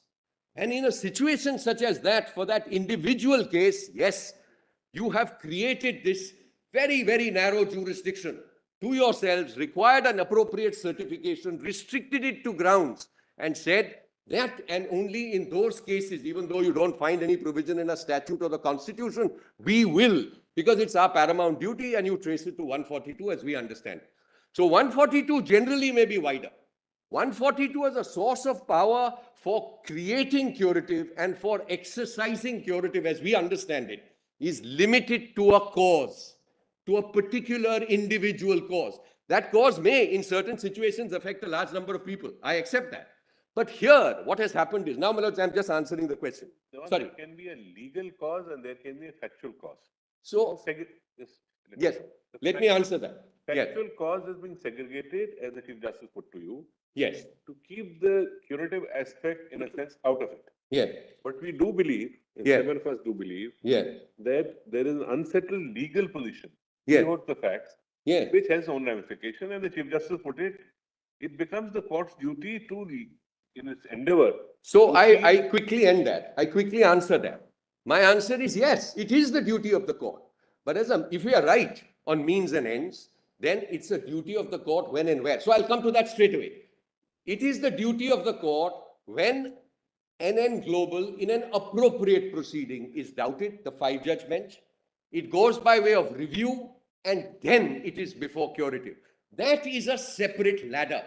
And it's important to maintain these ladders.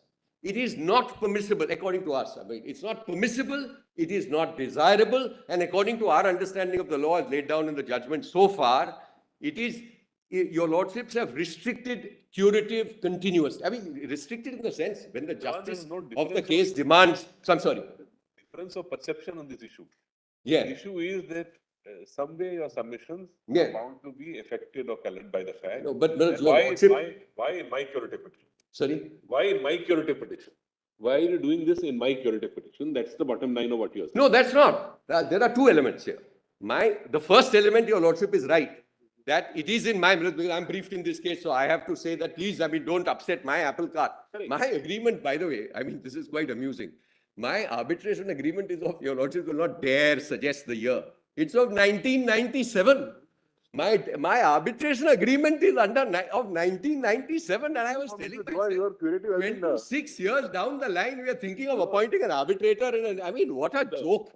But for the fact that it's a serious question of law, which your lordships are considering. Sorry. I told my Chief Justice on the lighter side in Chennai, I have had to refer an arbitration in the year 2015, an application filed in 1999. It was a live dispute. It was accepted as a live dispute and I had to refer. The unfortunate part was that the only unfortunate part was the application was not taken up. So therefore, we are not getting into the facts of it.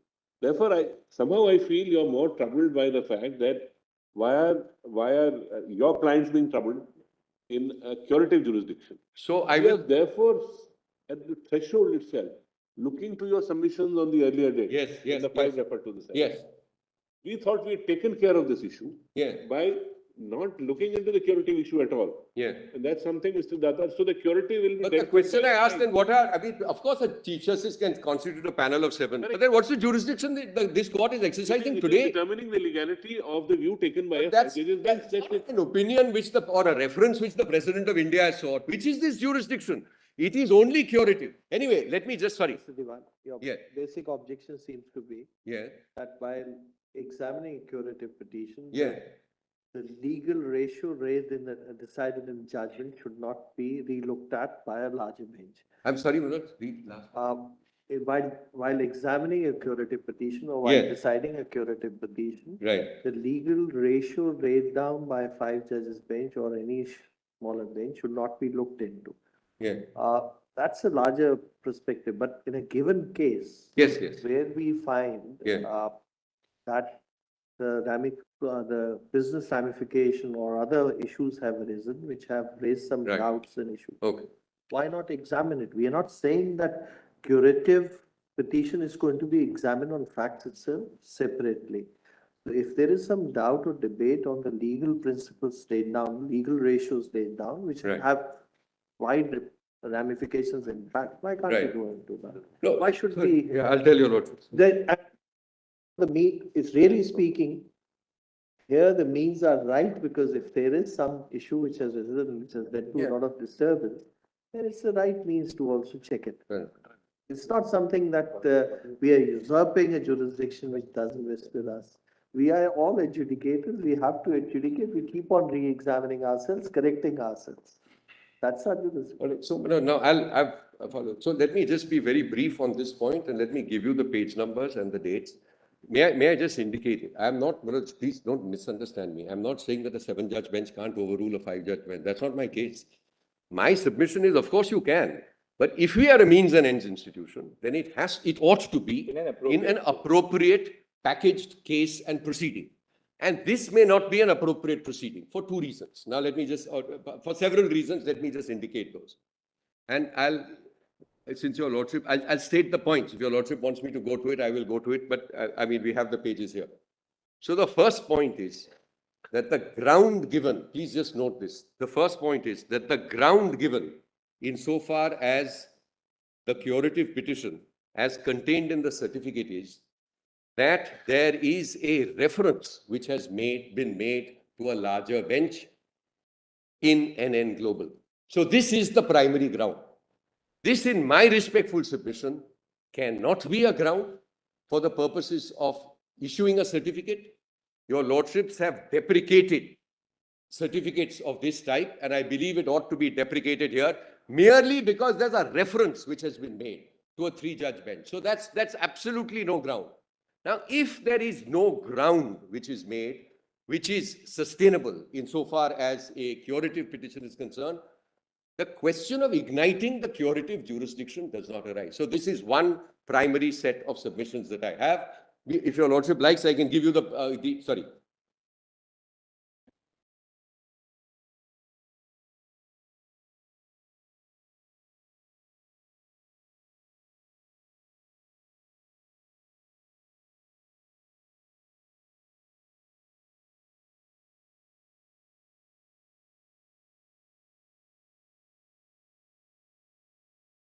Security with it. That's the.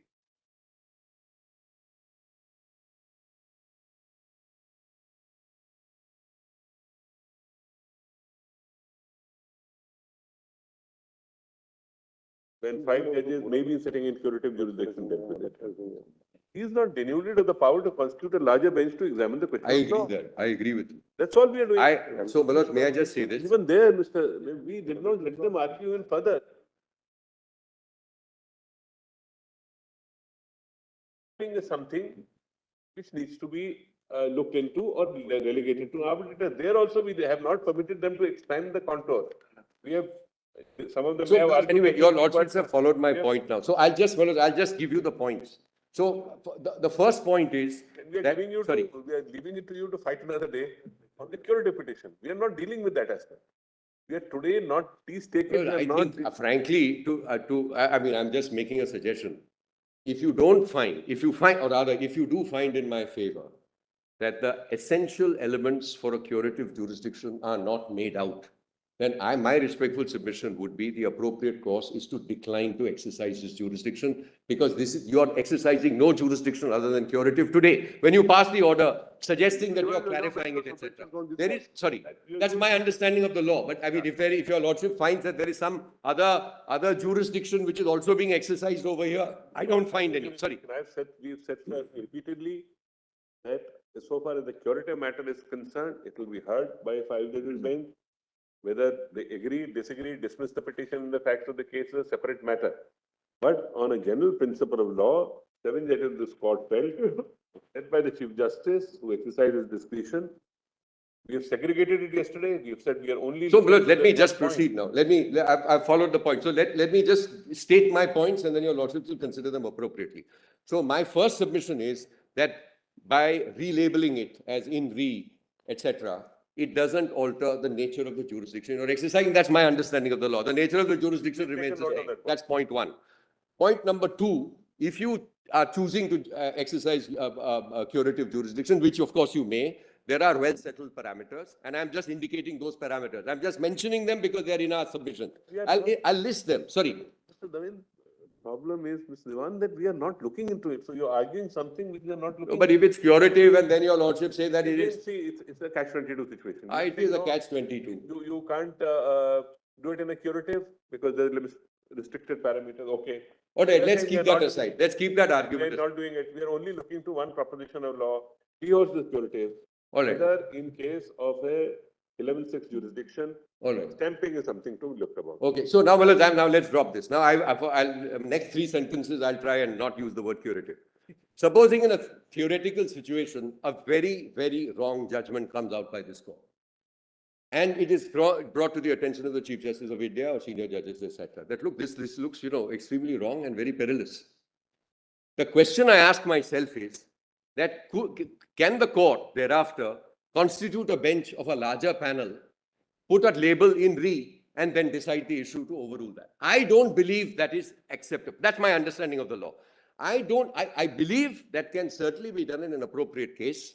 An appropriate case comes up. That's what means and ends is about. But not, sorry, that's our understanding. The impact of a wrong precedent is so severe. Yeah. And as our history has shown, by the Yeah. time you actually get a case, an appropriate case, what you have to ensure is that you do not confine your arguments only to one or two. Yeah. Therefore, we have invited a broad diversity of views. Correct. On this side, Yes, on this yes, side, we have, that's the So idea. let me, Manoj, move on. So Manoj, I said I won't use that expression. My understanding of the law is merely because there is a wrong judgment. Our understanding of this institution and its working, our understanding of this institution and working is that we improve, we self-correct, but there are methods and ways of doing it. And I am suggesting to your lordships that this may not be the appropriate way of doing it. Your lordship's answer is we are keeping your objection alive for another day. Fair enough. But then what's the nature of the jurisdiction in arriving at this conclusion of whether X is right or whether wrong? It is the jurisdiction which I said I won't speak about. So that's the very jurisdiction. Now, if that's the jurisdiction, then please follow the parameters. Now I move on.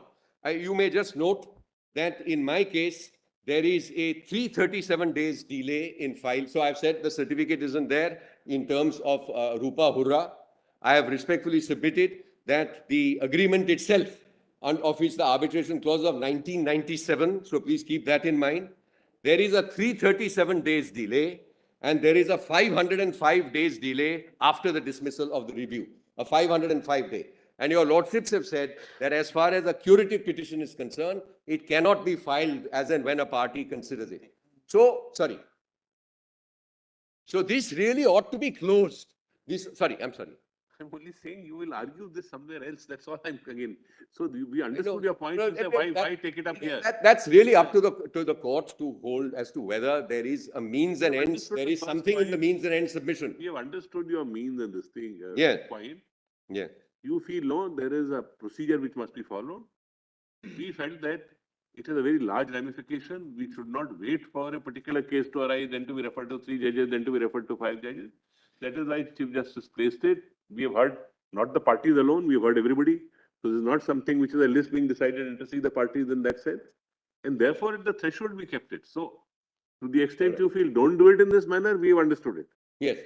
Ought not, well, I said, I'm not saying don't do it. I'm saying we ought not to do it. I mean, who am I to say don't do it? On the lighter side, we've done it. Means the same thing. Perhaps ought not to do it. That's how I'll put it. We've done it now because in this manner, we feel we have to Very close. well. Anyway, your lordships have now followed the point. So I now move on to my next point. Now, your lordships have the Arbitration Act with you, or should we go to the sections which are mentioned here? Okay, let me just indicate to your lordship. I'll take you to the act as it appears from the record.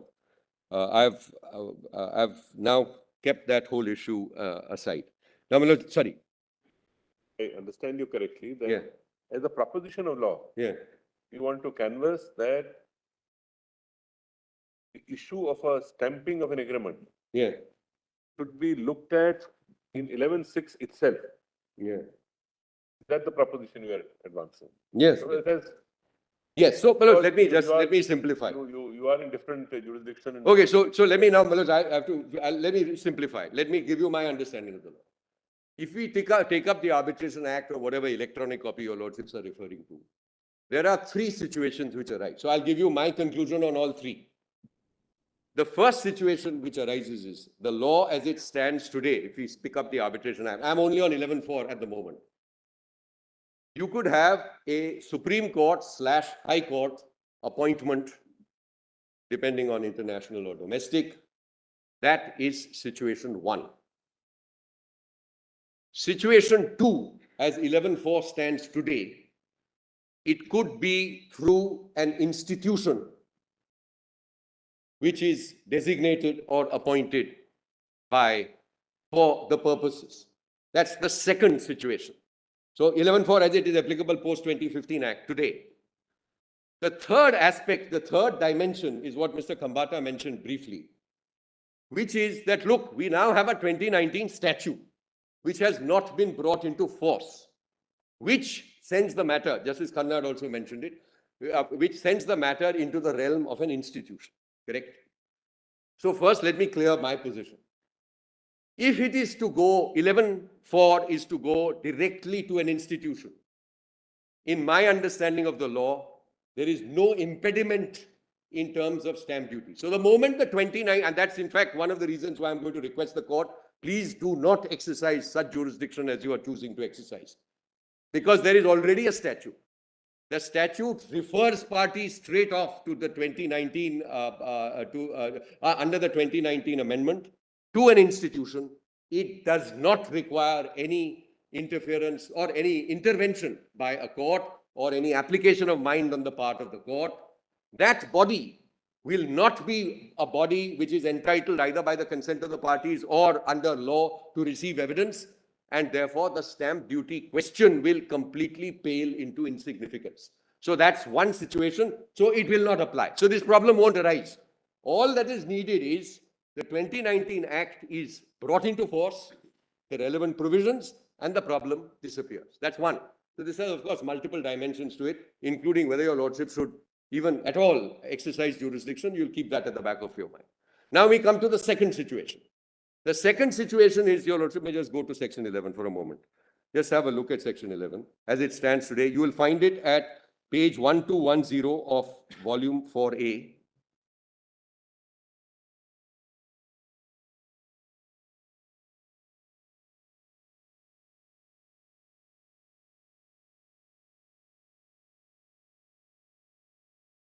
Your lordships have it? Yeah. So, well, I'm now reading 11, appointment of arbitrators. We are on page 1210. Appointment of arbitrators. A person of any nationality may be an arbitrator unless otherwise agreed to by the parties. Now, subsection 4. If the appointment procedure in subsection 3 applies and a party fails to appoint an arbitrator within 30 days from receipt of the request to do so from the other party, or the two appointed arbitrators fail to agree on a third arbitrator within 30 days from the date of appointment, the appointment shall be made upon request of a party by the Supreme Court, or as the case may be, the High Court, or any person or institution designated by such court. So again, I'm just indicating to the court our position. If under the law, now 2019 Act, I've said, that is not brought into force. Even under the law as it stands today, there are two situations. One, which is the one which commonly prevails, which is that the High Courts and the Supreme Court continue to appoint. But there is also an expression, or any person or institution designated by such court. Now, when this went before the High Power Committee, or what Mr. Kambata referred to as the Sri Krishna Committee, they looked at the provision as amended by the 2015 Act, and they, following on the earlier Law Commission report, were both of the view that even this provision as it stands today does require the court to send it to. So there will be some application of mind on the court. So therefore, they have introduced, they've recommended the suggestion, they've recommended in terms of what is to happen moving forward. And the recommendation is, once the 2019 Act comes into place, there won't be any reference to that as well. So I thought I should place this before you. Sorry. Even if one looks at the provision as it applies today, in fact, none of the High Courts or the Supreme Court has done it. But if we had passed, the High Court or the Supreme Court had passed a resolution and designated authority or an institution, all 11 applications would go to that institution. Under the law existing as of now, yes, yes. Once the High Court or the Supreme Court authorizes the institution, yes, then that institution will appoint an arbitrator in 11-4. All of them. We have not done it. That's a different matter. That's a different matter. No, but may I just, Miller, that is a possible, that's a possible view for your lordships to take. So then the situation is that you have a situation where moving forward post 2019 Act, there'll be no question of such a problem at all. And secondly, if the prima facie view which was expressed by your lordship just now a moment ago is that if there is a designation by a High Court, then that's another way in which the entire problem may go. But I thought I should just mention to you that the Sri Krishna Committee, when it made its recommendations, read this very provision differently, leaning on the earlier Law Commission report, which also took the view that even as the post-2015 Amendment Act, there is still an aspect which is left for the court. But that's really, that's controlling. Your lordships are left to decide that aspect.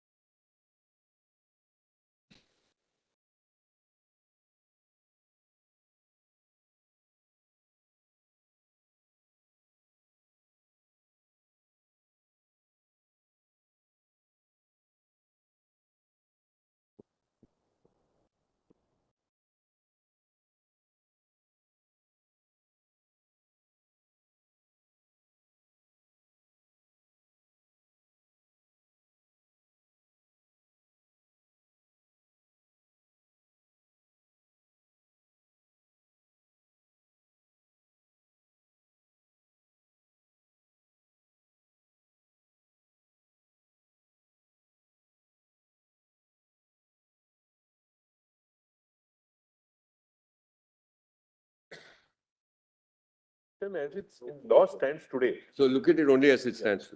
What may happen tomorrow, one doesn't Yes, know. but I It thought comes I into being, they You're right. they seem to be having another law, what form it comes. Correct. Today conjecture only. Correct. So, Manoj, so just, sorry. So focusing on the law as it stands today, we have two situations, not the third situation as I mentioned, either High Court or Supreme Court or High Court, and or institution designated by the Supreme Court or High Court. My personal view is that if it becomes, once there is a designation and if there is the rules, etc., provide that you go directly to that particular institution, then that institution doesn't have the power to receive evidence. But it's not by consent of the parties that that institution has been given authority to use evidence, etc. So in a situation such as that, again, the problem will disappear. But to come back a point out, that was your para 4.7 of your. Yeah, so so quite right. So we accept that position. So the problem is actually being contemplated. I mean, there is a solution within which is contemplated. When the High Court or the Supreme Court, as the case may be, are exercising their power under 11. Yeah, so that's the one which we are just now looking at, correct? So now have a look at section 7, please. So there are 3 elements of the Arbitration Act. Then I'll go to the stamp act. Just as I might just mention, I'm just digressing from here. In my case, and your lordships, I had mentioned it on the last occasion that the parties I'm representing, one person is 90, the other person is 89, and it's rather difficult to explain to them why we're here. But I should mention, there is a decree. Still, on a lighter vein, there may be still a case for the award of costs to your clients payable by the petitioners. Yeah. So, Manoj, I just want to mention, there is a decree in my case. So I had filed a suit in 2010 in my case. I had filed a suit in 2010. The suit got decreed after a written statement was filed. So they never objected under section 8. My suit got decreed. And therefore, I don't know whether Justice Gawai, Justice Suryakant recall, because it's a long time ago that they passed that order. So apart from the stamp duty case and stamp duty issue in my case, they examined the case on merits. And they say now on merits also, we don't think there is any question of arbitration. So the question I ask myself, where is the question of overturning that decision in that curative jurisdiction at all? When the court has decided on 2 footings, law as well as this. But anyway, now let me come back here. The court. Yeah. For arriving at a conclusion, whether under section 11(6), stamping is something to be done. No, we'll get into that. Right. So right. we will actually not go beyond it. Whether Right. they have argued, Alright. you argued, it will not go beyond that. All right. So now, Manoj, I just want to emphasize a few elements as far as section 11, section 7 is concerned. Just 2-3 parts, and then I'll take you to 16, and I'll read 5 as well at this stage. So just see 7 because there's something which we wish to emphasize. In this part, arbitration agreement means an agreement by the parties to submit to arbitration all or certain disputes which have arisen or which may arise between them in respect of a defined legal relationship, whether contractual or not. 2, an arbitration agreement may be in the form of an arbitration clause in any contract or in the form of a separate agreement. And 3, the arbitration agreement shall be in writing. Now, I will take you to the definition of instrument, which I think your lordships have realized that we are relying on the Indian Stamp Act, not because it may apply to individual cases, but it's the same thing which is borrowed across the state. Paramateria, we've emailed a set of comparative provisions. It's all in paramateria. So the point here I'm making is it has to be in writing. I don't think there is any dispute with regard to that. It's required by law to be in writing. That's number 1. And in our understanding of the law, if it is required to be in writing, when I take your lordships to the provisions of the Stamp Act, you will find that it answers the description of an instrument. So that's all at this stage. Now, since we are on this page, which I believe is page 1207 of volume 4A, please just have a look at section 5 as well, since we are on this. Yes, sorry. 4 also. Why don't you have a look at subsection 4 also? Yes, of course, I'll read it. Mr. 4. Dewan, just 1 minute. Yes, of course. Just 1 minute. Yeah. If we turn to clause C, subsection 4. Yes. To section 7. Yes. Exchange of statements of claim and defense in which existence of an agreement is alleged by one party and not denied by the other. Yeah. Let's suppose Yeah. there's a parent Right. arbitration, underlying contract. Right. Understamped, whatever it is. Yeah. But a statement of claim is exchanged. Yeah. And defense is also exchanged. Right. Both the parties agree to an arbitration agreement. Right. You need not therefore rely upon the parent clause. It may the be. clause in the. Of course, parent- that won't be at a So, section and 11 the stage, fact- may the not be at a fact- section 11 stage. Just one. Yeah. The fact that the parent agreement is understamped or non-stamped is immaterial then. Sorry? In that case, for going into the question of existence of Maybe. an arbitration. You're right, you're right. There is a deeming fiction here. So now I'll read the whole of 4. I'm grateful. This 4 is very important. So please have a look at it. And I'm on section 7, subsection 4. An arbitration agreement is in writing if it is contained in a document signed by the parties, B, so this, I believe, would answer the description of an instrument straight away. Correct. You're right. B, an exchange of letters, telex, telegrams, or other means of telecommunication, including communication through electronic means, which provide a record of the agreement. Or C, an exchange of statement of claim and defense, in which the existence of the agreement is alleged by one party and not denied by the other. So, Manoj, just coming straight away to clause 3. Exchange of emails. Sorry? Exchange of emails may also constitute an arbitration agreement. It may. So, okay, so now I'm just getting a little ahead of the script, but just let me tell you where we are, the suggestion which we're going to make. There is because I think your Lordship is also looking at it from a practical point of view. I mean, what happens in a situation? So let me just depart from this section and just provide, supply what we consider is an appropriate cause. Before our understanding of the scheme under the Stamp Act is on execution or before execution, stamp duty is payable. That's first point. However, apart from that situation, supposing the contract is being worked, there are no disputes. There are no disputes at all between the parties. The contract is being worked. A party can all, and the parties did not pay the stamp duty at the time of execution or before execution as required by law. They can always go under section 31 is our understanding and have it adjudicated by the collector. So that's the second clear method by which you can solve that problem before disputes, etc. arise. The third issue is before you issue a notice, because presumably of arbitration, I mean, the sorts of cases my learned friends are on, Singapore Arbitration Center, Hyderabad International Arbitration, those kind of cases. Ordinarily, you'd go to a lawyer. You would ordinarily require a notice to be sent. You are preparing a section 11. Ordinarily, there will be some individual cases who prefer to do it all by themselves. That is the stage at which you could conveniently, if you find that the agreement, whether the composite agreement or the arbitration separate agreement hasn't been stamped, get it adjudicated. The moment it is before adjudication, no court or either the High Court or the Supreme Court under exercising powers under Section 11 is going to stop or block, because your point will be, I am a compliant citizen. Maybe at the stage of Section 11, before issuing the notice and before approaching the court, I have approached the appropriate revenue authority. This is what I think is the amount. I have gone there. Please appoint an arbitrator. And the court would not, in a situation such as that, say, oh, I can't look at the document, it can't be seen. It is pending adjudication.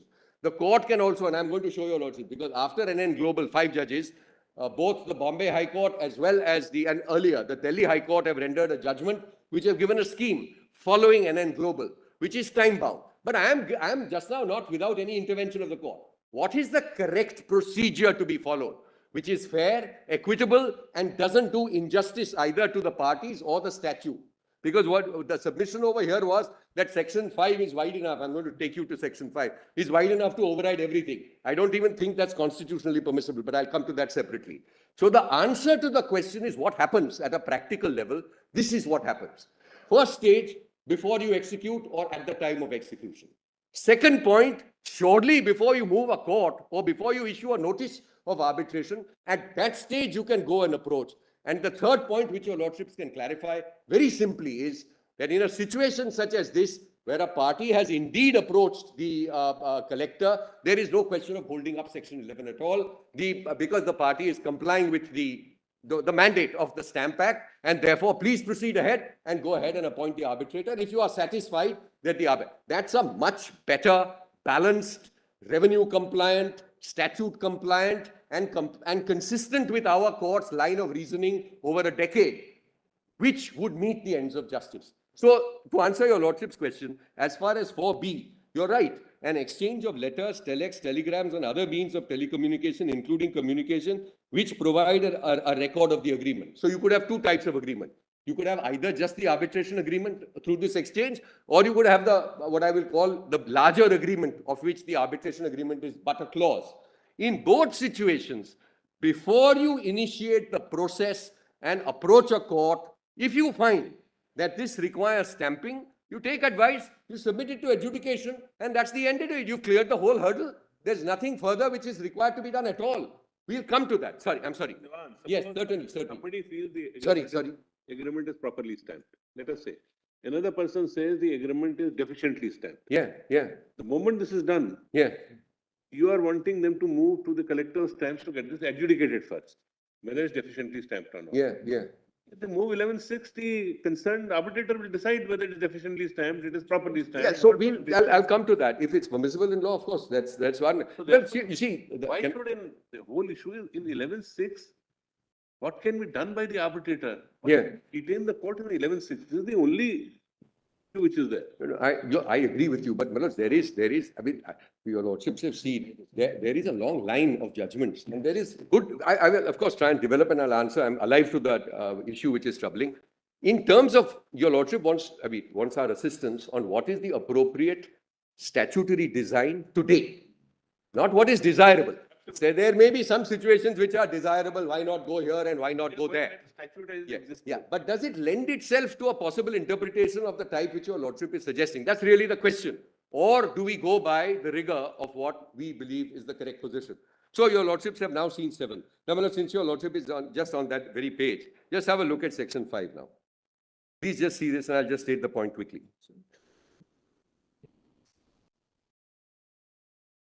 Extent of judicial intervention. Notwithstanding anything contained in any other law for the time being in force, in matters governed by this part, no judicial authority shall intervene except where so provided in this part. Now, my lords, I would respectfully submit that the purpose and object of this section, as consistently understood, is that you don't allow suits to be filed to block arbitrations, applications which are not contemplated under the Arbitration Act, some other type of action which would delay or prevent or stop the process of arbitration from moving forward. That is the purpose of Section 5. The purpose of Section 5, as we understand it, is not to override a statute such as, and a mandate of a statute, if we are correct, under, say, the Stamp Act. Let me read it again. Notwithstanding anything contained in any other law for the time being in force in matters governed, no judicial authority shall intervene. What is the meaning of judicial authority intervene? You are invited through some sort of an interlocutory application, through some sort of a suit, through some sort of other action to block an arbitration proceeding. That is the intention of this particular statute. Now, I just raise a second issue. Your lordships correctly flagged the question regarding, and Mr. Khambata was also correct, with regard to the, your lordship, just give me a moment. Yes, with regard to the legislative competence of those various entries. So your lordship recalls that there is 91, item 91 of 7th schedule, first list, 63 of 2nd schedule, 7th schedule, I'm sorry, list 2. And arbitration comes in the concurrent list. Now, the question which I am posing, because I believe that the interpretation which is being suggested by them, that please use Section 5 to trump, so to speak, all these Stamp Acts, is constitutionally infirm. And I'll just state my point why. Stamp duty, as we have just indicated, falls within the respective legislative realms for the purposes of taxation or finance or raising revenue. We don't believe that in exercise of powers to frame a arbitration law, Parliament can trench upon an act or a power which is left with the state legislatures to impose or an exaction in the form of stamp duty. So Section 5, it would be very dangerous. I mean, this is a submission. It would be incorrect. Let me not say dangerous. For arbitration, That is. Arbitration is, I think, 13(3), Roman, 7th schedule, list 3. 13. And arbitration. Yeah. You're also saying that?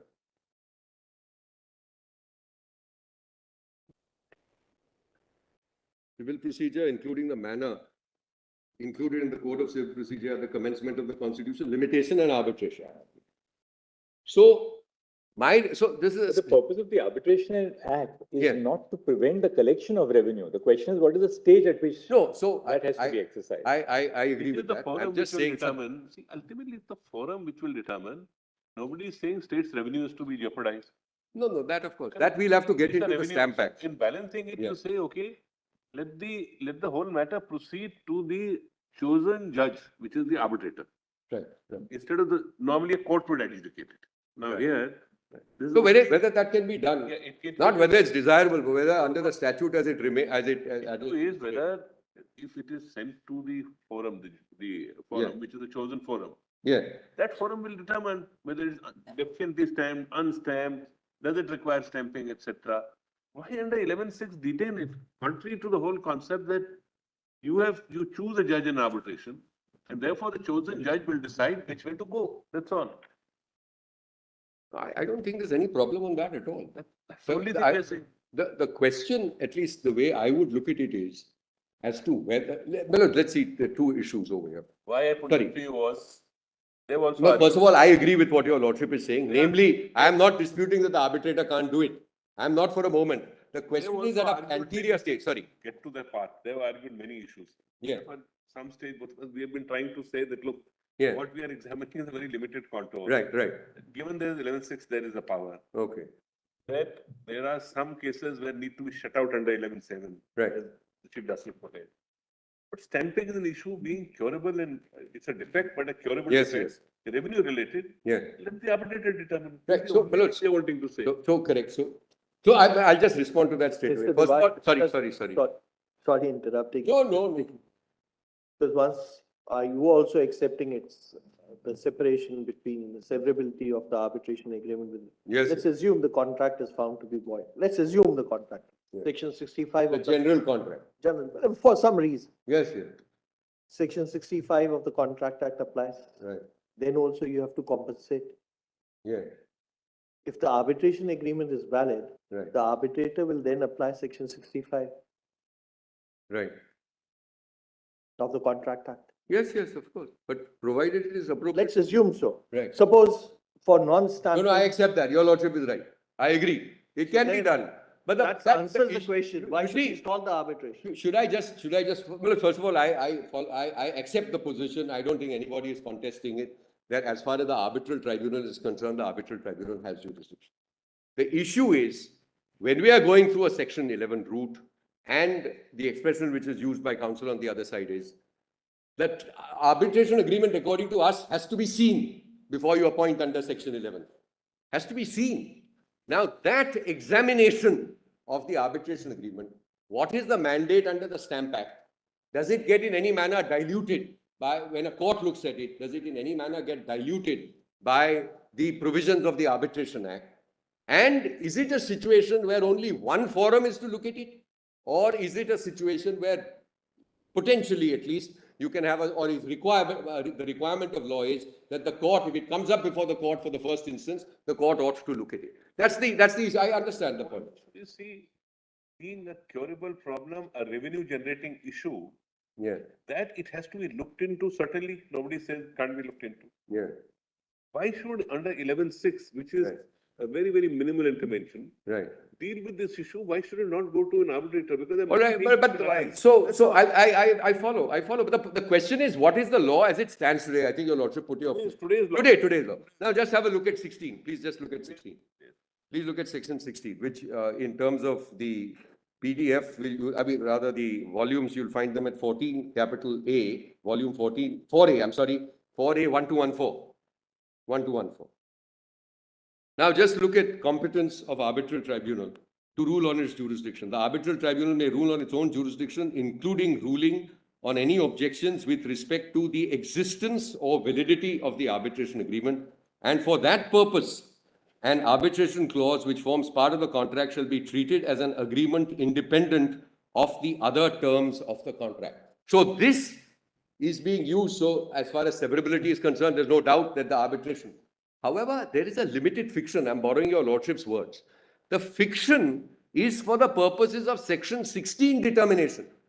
It's not as if that for all intents and purposes, this becomes a standout clause, a separate agreement, and if that agreement is stamped, it is to be regarded separately. No, it is only for that, please see the expression, existence or validity of arbitration agreement, and for that purpose, the arbitration clause which forms part of the contract shall be treated as an agreement independent of the other terms of the contract. So I would respectfully submit this is a very limited fiction which is coming in. The language is very, very clear. 11.6 uses the word examine. 11.6, yes. 16. Let us see 11.6. Ruling. Yes. There's a very distinct connotation in law between an examination and a ruling. A ruling implies a binding determination. Examination is scrutiny. So the power of the court, the first look. Yes, the first look. Yes, Sanjeev very beautifully put it in para 126. Right. Yeah. Is the first look is for examination, a first level scrutiny. Yeah. It's not rendering a binding determination, because when the legislature has used two distinct words, examination in 11.6 and ruling in 16, ruling means actually a binding or a conclusive finding.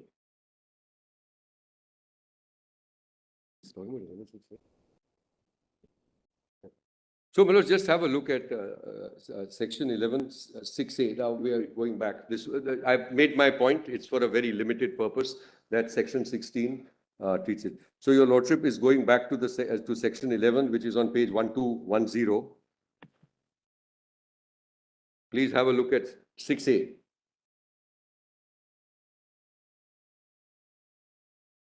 The Supreme Court, or as the case may be, High Court, while considering any application under subsection 4 or subsection 5 or subsection 6, shall, notwithstanding any judgment, decree or order of any court, confine to the examination of the existence of an arbitration agreement. Very limited scope. Very limited.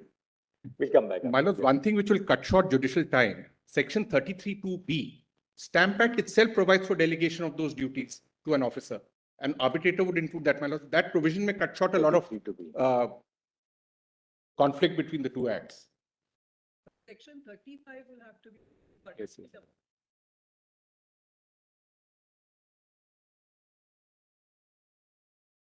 Roughly how long would you take? Because there's another matter. That's why not otherwise to stop you in the ranks or anything. So that we'll adjust that other matter. I'll try and wrap There's up. a reference to a three-judge half an hour. I'll take half, but Mr. Nair is I'll take half an hour, 15, 20 minutes, half an hour, whatever I can get. We restricted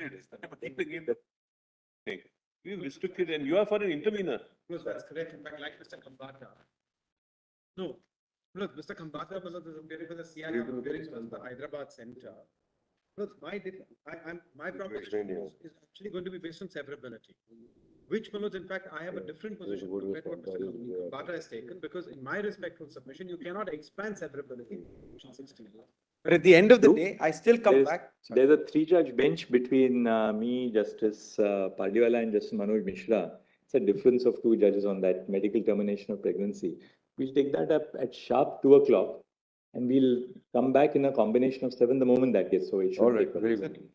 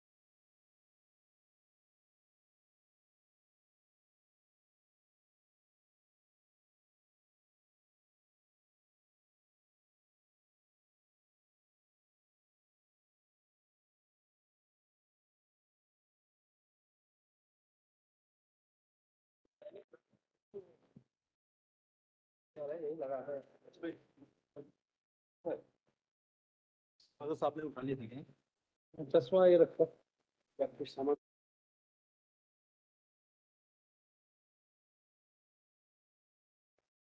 I check.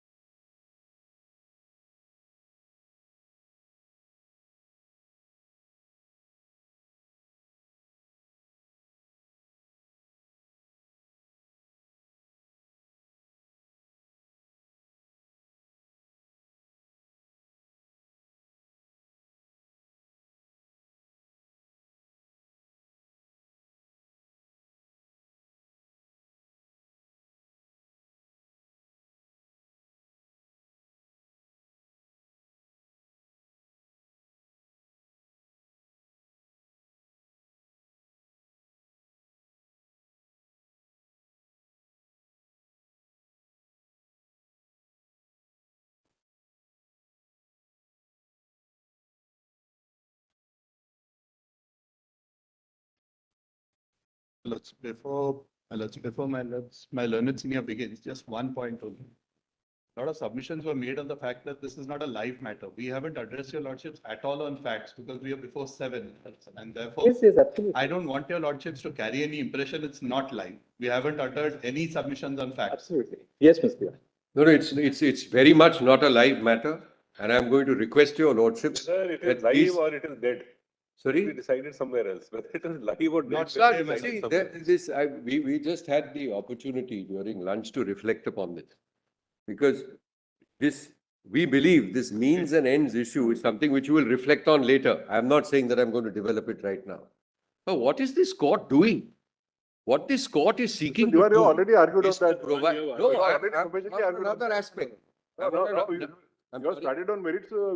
Yes, but I'm now deviating and I'm going back to a very important aspect which I want to emphasize because your lordships are saying that you will reflect on it. What I would like your lordships to reflect on is it's essentially providing an intra-court appeal without an appeal. Without an appeal, it's going from 5 to 7 without there being an appeal, without there being a process, without there being a procedure. So it's something to reflect on. I'm not saying no. I'm sorry. And if an appeal would arise, if we were to reverse the view insofar as your client is concerned, we have. No, even on law, you see, I was just, anyway, I'll go on now to the stamp act, but I want your lordships to very seriously consider. Because if you have in the future, some judgment comes which XYZ doesn't like, the question I ask myself is, can the Chief Justice of India constitute a larger bench and just put it before that bench without having a live list? Or decide whether there's a live list and then do it? I don't believe it can be done. But anyway, that's for your lordships to reflect on. Now, sorry. I'm sorry. There is a second, there is a second matter which is listed before my. The section 11. Section 11 is listed before my lords, and that was placed before 5. Certainly, my lord, the Chief Justice of India in Dawoodi Bora can constitute a bench of the relevant strength. Seka Dobrik is listed before my lord. All this, my lord, may be there in the first matter. There is a second live matter which your lordships have listed. There's no live matter, at least that I am aware of. There is some live matter there. Then that's the appropriate case. Then I completely agree with the amicus. In that case, an appropriate order can be passed. I'm sorry, this is becoming a little excessive on this issue. So it's a very serious issue, my lord. It's a very serious issue. You are entitled to your view. I'm not saying this. It has been repeated. No, because it's about the institution. And if this becomes a precedent, it's very, very. On that. Said we may agree, may not agree with you, but No, of course. that goes on. Yes. So now let us go to the Indian Stamp Act, which is where I want to. Nothing on both sides have argued. Absolutely. Let's I not was just see saying we- what I'm personally finding in all these constitution bench matters. Things go here, there, everywhere. Everybody wants to have a chance. Everybody wants to say something instead of deciding what the issue is before us. That's the problem. And now we are clear that there is a second matter. The writer side, because chief is liberal enough to listen to all this, doesn't mean this goes on. I'm so grateful. And we have a second matter. We have a second matter which is a section 11 directly before us.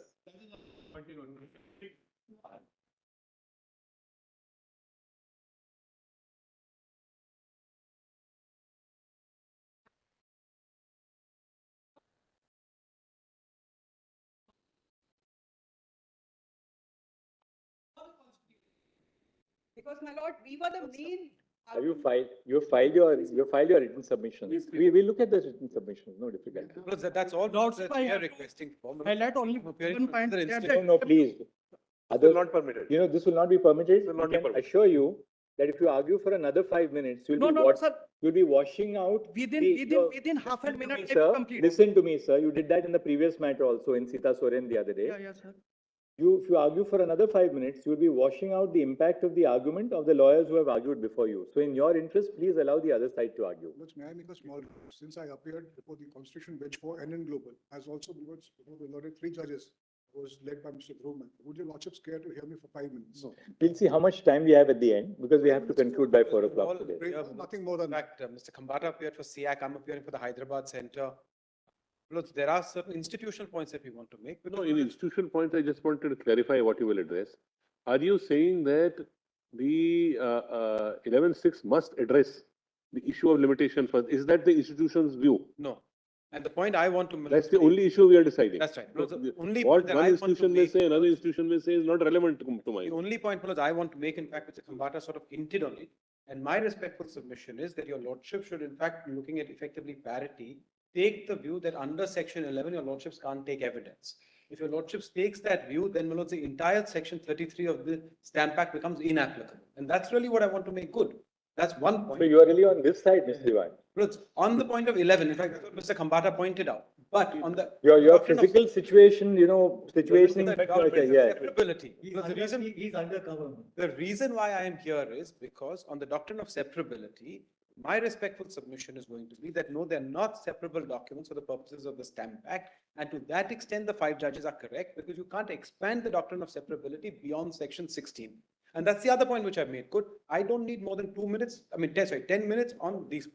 That's it. Because Mr. Khambata has addressed your lordship suggesting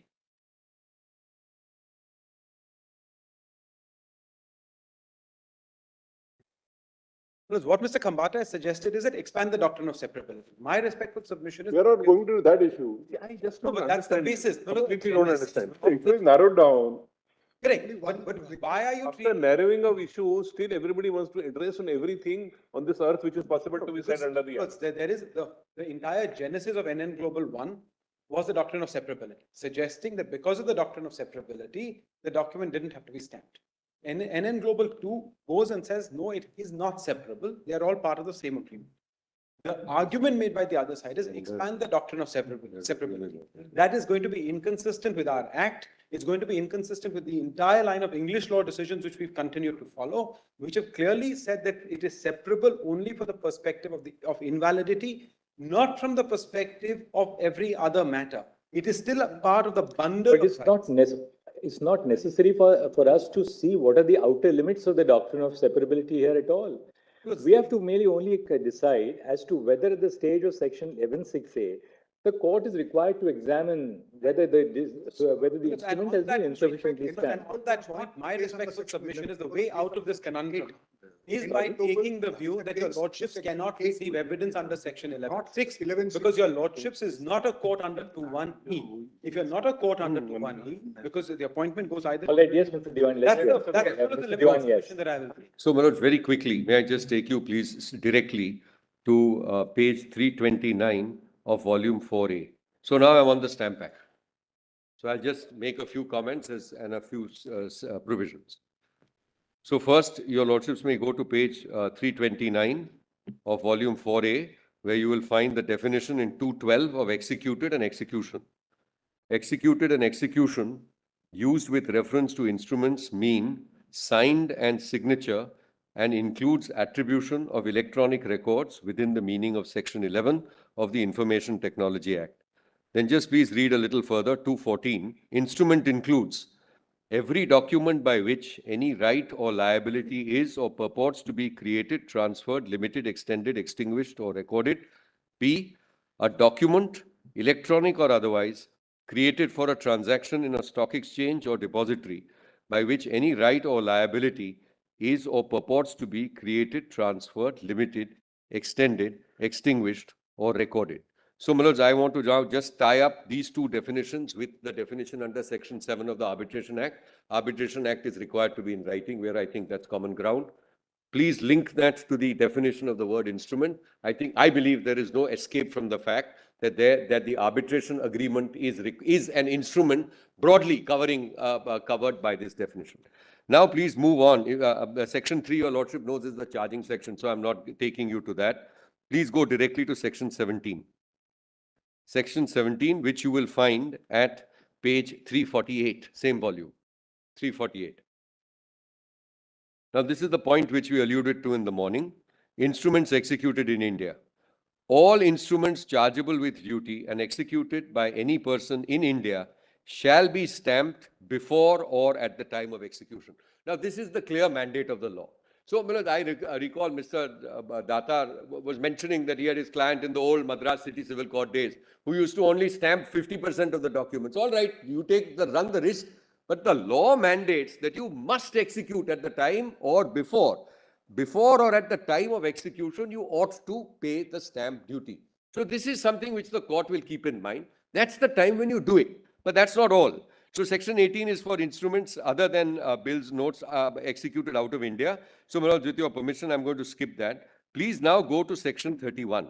This is important for my purposes. You will find it at page 355. Now, this is the route which we suggest to the court. This is the correct way out.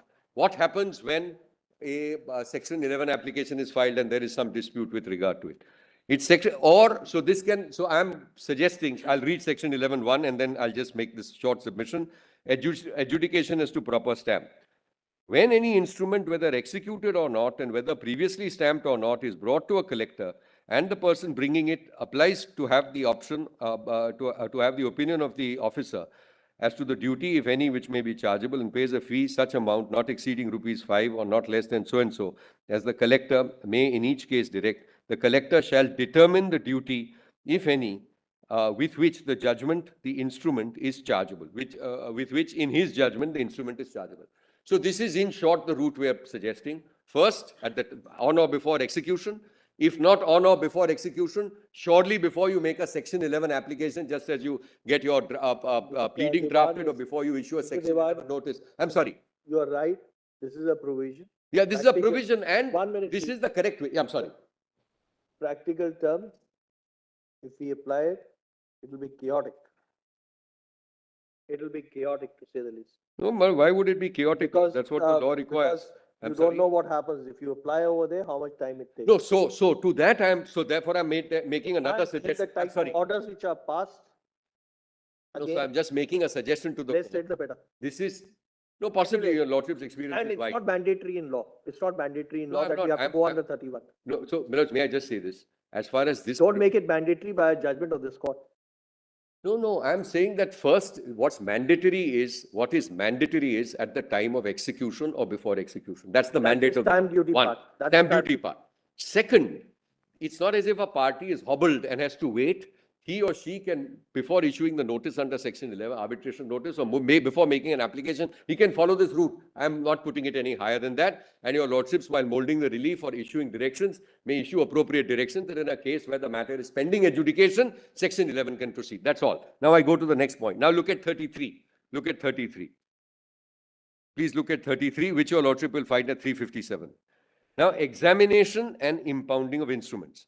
Every person having by law or consent of parties authority to receive evidence, and every person in charge of public office, except an officer of police before whom an instrument chargeable in his opinion with duty is produced or comes in the performance of his functions, shall, if it appears to him that such instrument is not duly stamped, impound the same.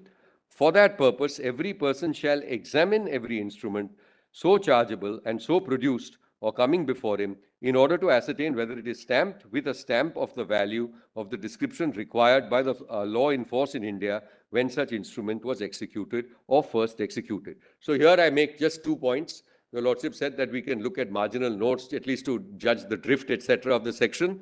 This uses the expression examination, and then the second is impounding. I believe that I have no doubt, following your lordship's judgments, that when a Section 11 court is applying its mind, your lordships have held it's not mechanical. There is a application of judicial mind, and therefore the expression is examination, and this would cover a situation where a court is looking at it under Section 11. This is one aspect. Now, please go. Your lordships will just move on to Section 35. Section 35, which is on page 359. Now, please see this. Here we have there's a slight difference, at least on construction. We see this as 4 distinct points, but Mr. Khambata mentioned that there are 2 buckets. Please see, instrument not duly stamped, inadmissible in evidence, etc. No instrument chargeable with duty shall be admitted in evidence for any purpose by which a person having by law or consent of parties authority to receive evidence, or shall be acted upon, registered, or authenticated by such person or by any public officer unless an instrument is duly stamped. So there are 4. 1, as your lordships correctly said, receiving evidence, admitting in evidence. That's 1. 2nd, acted upon. 3rd, registered. And 4th, authenticated. So there are 4 distinct situations which Section 35 envisages. Admitting in evidence is one of them. Section 11, I would respectfully submit, is not an admission of evidence stage. It's a stage of acting upon. I don't think there can be any, that's our submission. I don't believe there's any doubt, at least in our mind, with regard to the fact that the Section 11 court is required to act upon. Now, if this is the mandate of the law in terms of Section 35, I've already read the embargoes, etc., with regard to the section. Then the scheme of the statute, at least to us, appears to be that before a court under Section 11, if this issue is raised under Section 11, however narrow the jurisdiction, because undoubtedly it's a narrow jurisdiction, this would be within the duty and obligation of the court. Now, my lords, there are 6 characterizations which your lordships have used recently in terms of this. So I'll just mention them. We have put them in our written submission. One is your lordships have said Section 11 is not mechanical. That's one way. The second expression used is your lordships have said it is not ministerial, but it is performing a judicial function. So that's in Vidya Droli as well. The third, your lordship's recent judgment is it's restricted to the eye of the needle. A 4th expression your lordships have used in Vidya Droli and other judgments is to cut the dead wood. The 5th is it's a very narrow jurisdiction on existence and validity, which is the magic eye judgment. And of course, when in doubt, refer. So having regard to the conspectors of these tests, which are really different ways of saying that it's a narrow jurisdiction, nevertheless, according to us, just on a reading of the Stamp Act, and I have made my submissions on Section 5 of the Arbitration Act, there doesn't appear to be any reason or justification to exclude the operation of the Stamp Act at the Section 11 stage. Now, my lords, we are fortified in this, and here I'm just requesting you to please, I'll just request you to turn to, if you would, to Volume 2, page 6, please. So Volume 2 is my submissions. Volume 2, page 6. Please just go to page 6. It'll just save me a lot of time. Would your lordships have para 1.4?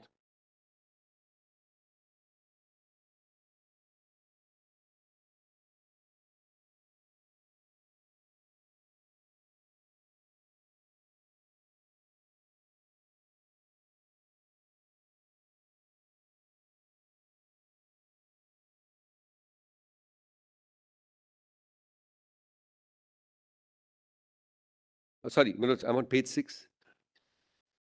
Do you have para 1.4 page? No, I just want to spend, I'll just address the court.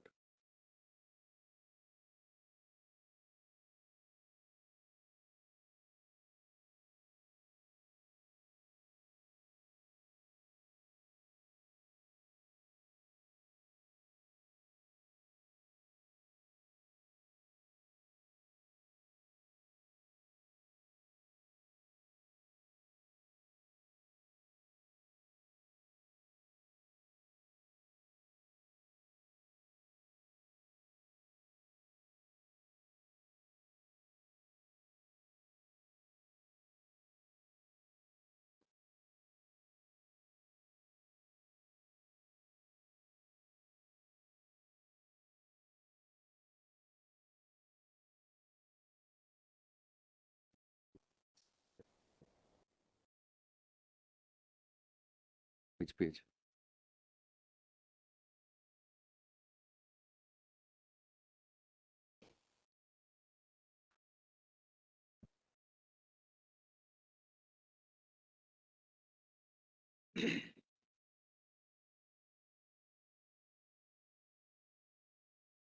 Same thing, para.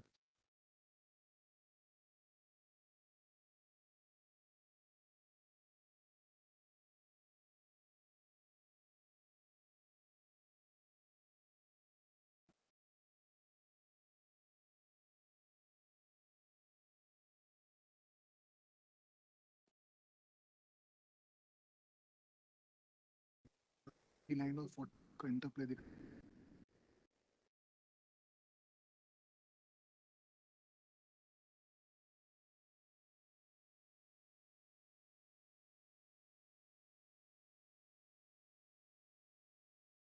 To section 35 will apply because of the and shall or shall be acted upon. Yes, acted upon. So there are Acted upon is also qualified by. Yes, yes. I'll by just any go there. such person. Now, any such person means who? No, A that's the person registry, correct? having by law consent of parties authority to receive evidence. Yes, but yes, Acted yes. upon is also qualified by any such person. Any Right. such person means the person referred to earlier. Right. No, Of course, there is a can word I- public can I- officer. I mean, I don't know whether No, you but can we are a put court, the court my is a public officer. Possibly the court is a public officer. So, my lords, Sorry? No, so this is, I mean, astonishing. But a section 11 court may possibly be a public officer. Perhaps. Here I may just draw attention to 33(2)(b). There's an act of delegation which the Stamp Act itself envisages. which the court, High Court can delegate this function of examining and impounding to an officer, which includes an arbitrator. He's authorized to take evidence. Because in fact, my submissions deal with this very point, saying that all of this goes to the arbitrator if you read 33, 35, because what parties have done is that by consent, even in terms of the Arbitration Act, by consent, parties have agreed that as far as their disputes are concerned, it is the arbitrator who takes in evidence. That happens because of section 19 of the Arbitration Act. So when you harmonize both the provisions. The 33(2)(b recognizes this. May I just make my, sorry. So I'll just, sorry, I'll just summarize it, how we understand it. We believe, if we are correct, that if it's going to an institution of any sort, this embargo under section 35 won't apply under the scheme under which it presently applies. That's our understanding. Yes. That's one. Equally, we have no doubt that if it is the High Court or the Supreme Court, then it would be covered and under section 35. And it would be covered not in the sense of taking evidence, because your lordship may not be at that time admitting it to evidence, but certainly it is to be acted upon. That's why we sought to link acted upon with your other judicial responsibility, judicial application of mind to satisfy yourself on existence, however confined that jurisdiction may be. That's the short and submission. So we believe 35 does apply to a section 11 court, and it does apply to I mean, whatever, to the High Court or the Supreme Court, as the case may be. That's where we are. And the language is wide enough. Otherwise, it might be rendering this ocious. So that's it. So, my lords, I was now on, if your lordship recalls, volume 2, page 6, please. Page 6. May I state the point? Yes. Yes. So we are on para 1.4. I'm drawing attention to 1.4 because of the constraint of time. What I want to just mention is that, look, we've had not just one stray judgment. In fact, to one judgment, Justice Gavai and Justice Suryakant are a party. That's the present judgment. We've had a series of judgments which we have encapsulated in paragraph 14. There's a total of about 12 of our judges who've looked at this over the years from 2011 onwards. And the narrowest SMS was, which is the 2011. That Justice, I think Ravindran and Justice Patak, they looked at it from the Stamp Act point of view. And they said that, look, this is clear to us. And therefore, having regard to that, and they placed it on that. Thereafter, just have a look now, I'll read 1.4. It is submitted that this Honorable Court in SMST, so that's the first one. Then we've got Naina Thakkar versus Annapurna Builders. Well, that's also two learned judges. Black Pearl Hotels versus Planet M Retail Limited. That is three learned judges. Your Lordship has that? 1.4. I'm on para 1.4. Page 6, Your Lordships have it. So I'm just, to save time, just reading this. So we have SMST, that's the leading judgment, I mean, in point of time. Then we have Naina Thakkar versus Annapurna, which Your Lordship may note is two learned judges. Then we have Black Pearl Hotels versus Planet M Retail. That, I believe, is three learned judges. Then the judgment referred to Garware Wall, Justice Nariman and Justice Vineet Saran's judgment. Garware Wall is mentioned. And the present impugned judgment, which was also by three learned judges. So it's what the suggestion which we are making is that what has come about in the five-judge bench. I mean, I'm not saying that there was a reference to the five-judge bench judgment. There is a concern there. But when you have a long line of judgments spanning more than a decade in a situation such as this, on an issue such as this, I believe it is an eminently possible interpretation.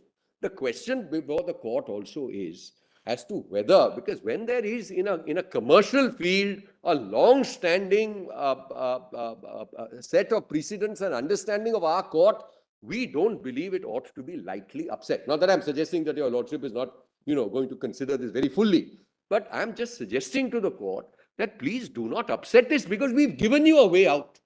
The way out is not to give a premium on dishonesty of some person who decides for 50%, I am going to pay stamp duty for only half my cases and I'll take a chance. That's hardly the situation. The law requires you to pay stamp duty, pay it. If you don't pay it, the law gives you another chance before you approach section 11. And if not, now I come to the if not, what is to happen? Now here, just please go to page 36, same written submissions, please. 36, please. Now here,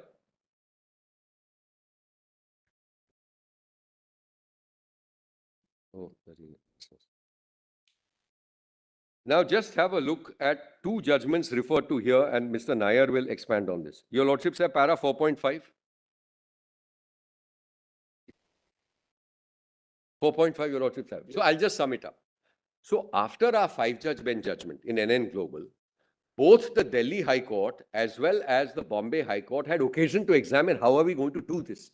So there are two judgments, Splendor land base, and there is a further one called, I think it's John Cockerill. Yes, that's mentioned in 4.6, correct? And they have given a streamlined process. So I am commending that with whatever further suggestions which Your Lordships may feel appropriate for the purposes of how to move forward, sustaining NN Global. So this is another point which I thought we'll make. This wraps up the correct scheme. Now I want to make one further final set of submissions with regard to the Contract Act. Now I want to, may I just make that submission very quickly? Now please just take up the Contract Act. Yes, and Your Lordship will find that at page 280 of volume 4A.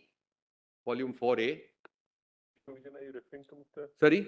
Which provision are you referring to, Mr. Devan? No, much was made of those definition clauses, etc. Now, I just want to point out what is the Contract Act saying, and the whole thing is void, etc. That's not the case at all. And since we're straying, I'm meeting this because much time was spent on these particular definitions and on how the Constitution bench has done it and how Justice Nariman in Garware dealt with it. So I want to just explain it. The standard, the original template which was used by our court was founded on SMS Steel, which Your Lordship sees Stamp Act. Thereafter, the bench felt in Garware that there may be another perspective. Now, what is that perspective? Let me just place it. So Your Lordship has now page 280. So just now see the interpretation clause, section 2, please. On that page. In this act, so first of all, it's in an interpretation clause. Then it says, in this act, the following words and expressions are used in the following senses unless a contrary intention appears from the context. Now, please go on to what was emphasized, G, 2G. Now, let's see what this, first let's read it, and then the context, and then see whether it has any reason to deviate from the 5-judge bench. G, an agreement non-enforceable by law is said to be void. Is said to be void. It's not it is void. It is said to be void for the purposes of this act. Now see the next one. An agreement enforceable by law is a contract. And then please see J. A contract which ceases to be enforceable by law becomes void when it ceases to be enforceable. So, the ambit of the expression in section 2 of the Contract Act is enforceability and relative to enforceability, whether an agreement is void or not. That is how this is to be understood. It's not to be understood, oh, the whole agreement is void, nothing can be done. That's absolutely a wrong way of looking at it. What the court is saying in Garware, etc., is that once you remove this taint, or you remove the shadow, as your lordship said, or the cloud, as your lordship said, then it becomes fully enforceable. So for all intents and purposes, your contract, upon being appropriately stamped, becomes enforceable. There is no peril to commerce, as is being suggested, that the whole entire, the country and commerce is going to come to a grinding halt if this judgment is allowed to sustain. A line of judgments which has held the field since 2011. So my respectful submission is, there is no justification on that. And when your lordship recalls, for example, commonly, what do we understand? That if there is a fraud, for example, everything is void because fraud vitiates everything. But that's not how the Contract Act looks at it. The Contract Act says that if there is a fraud, it is voidable at the interest of the counterparty who was induced. So for the purposes of the Contract Act, what is void, what is voidable is much more nuanced than what is being suggested by the other side, and it ought to be understood in this restricted context. I'm very grateful. Thank you. Thank you, Mr. Devan. Yes, Ms. Nair.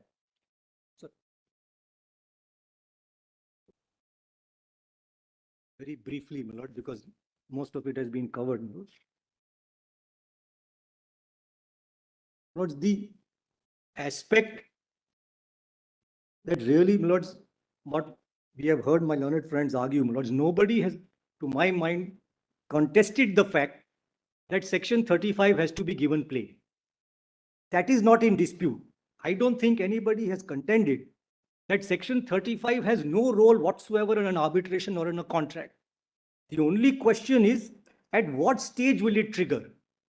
Will it trigger at an 11th stage? Or do we, my lords, if I can call it that, if I can call their argument the kick the can argument, my lord, that should be send it down to the arbitrator and then that the arbitrator or the arbitral tribunal deal with it. Now, my lord, the 11.6a point, my lords, as primarily Mr. Datar contended, my lords, was based on 3 facets. Because 6a, my lords, can be construed 2 ways. One is either what is the width of the jurisdiction that is intrinsic in 6a, or an efficacy argument, that it is not efficacious at this stage, we are delaying arbitration, that is not in the interest of ADR, etc. So let us send it down back to the arbitrator because anyway 16 has some kind of mechanism. I'll focus first, my lords, on the 6a part. 3 aspects, my lords, that were highlighted in 6a. One, my lords, was the use of the word confine. It says confined to the existence of. The second part was existence, and some, my lords, emphasis was laid, my lords, on the non-obstante clause, saying, my lords, that because of that non-obstante clause, we should now, my lords, construe it to mean that other statutes or, my lords, earlier judgments have now kind of been diluted. Lords, for each one, my lords, I'll just give few references, my lords. As far as the width of 6a is concerned, post 6a, in fact, most interestingly, in our case, I don't want to get into the merits of that curative, etc. Actually, 6a does not arise. Mine is an 11.6 case. because the notice came earlier, etc., etc. Before the other bench. Yes. But in 6A, my lord, your lordships have consistently held that existence means validity as well. Consistently. I'll just give those references, my lord. I don't want to read them. Garware, my lord, which is at page 33 of volume 5A, para 29.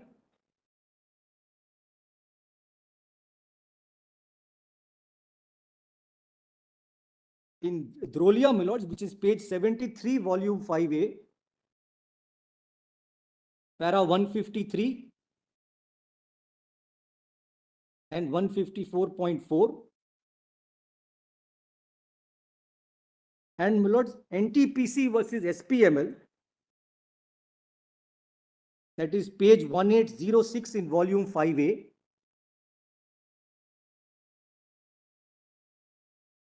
at para 25, my lord,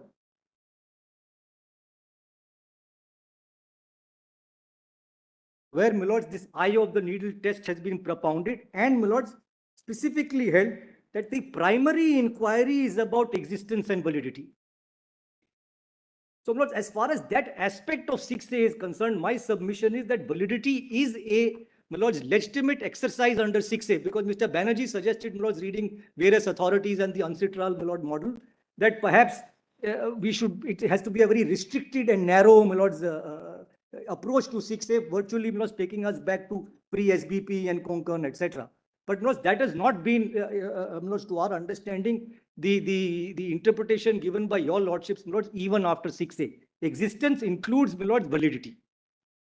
Secondly, my lords, as far as the notwithstanding argument is concerned, lords, the most detailed, my lords, in fact, there's a reference in Bureau Felguero, my lord, that the amendment in 2015, because the 6A comes in 2015, that it was intended only to overcome SBP and Bogara polyfabs. SMS was known to the legislature at that point. If the intention had been, my lord, to whittle down the scope of 6A and take out this dispute of stamp, my lord, there would have been appropriate language used. And, my lords, in Garware, my lord, because that contains the most detailed, my lord, discussion as to the legislative history of 6A, including referring to the Law Commission report, etc. Lordship may just note, my lords, paras 12 to 14, 19 and 22. And it is clear, my lord, that the legislative history was such that it only intended to take care, my lords, perhaps the legislature felt that as a result of SBP and Bogara polyfabs, that too many issues were being gone into at the stage of 11 to restrict the scope. But, my lords, in my submission, my lord, that restricted scope does not take away, my lord, the fact that you can get into validity and therefore consequently this issue of stamping, which I separately deal with. Lord, there's one thing I want to show, my lords, why the word examine, my lords, will or could, my lord, encompass the examination on the question of stamp. Kindly just have SMS, one paragraph in SMS, my lord. That is in volume 5A, page 8, at para 22.1.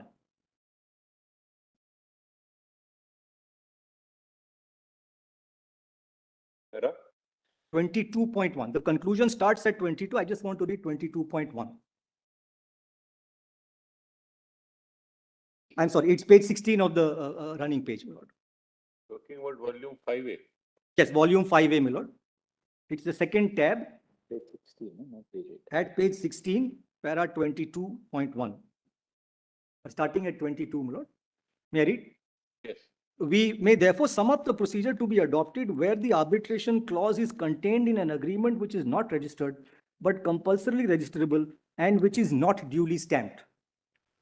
The court could, before admitting any document into evidence or acting upon such document, examine, please note the word, my lords, examine whether the instrument document is duly stamped and whether it is an instrument which is compulsorily registerable. Now, my lords, the word examine, your lordship will find in 33(2) of the Stamp Act. That is the extent of the duty, my lord.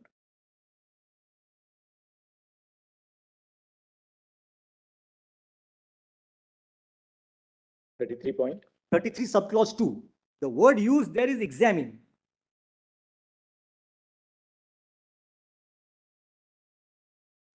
Well, after the impounding, I'm sorry.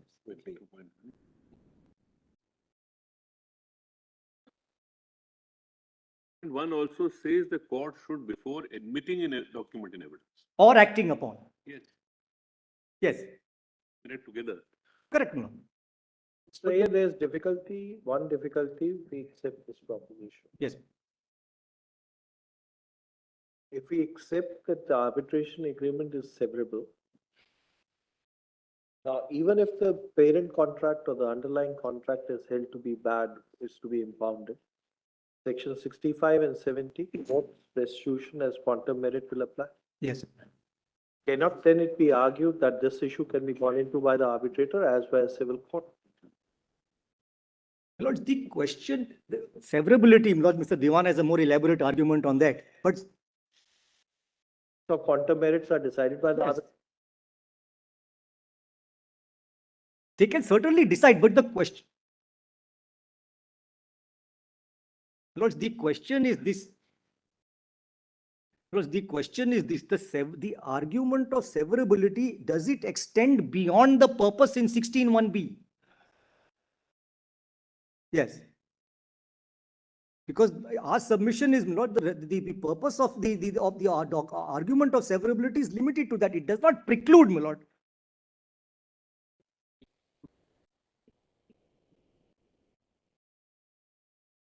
Yes.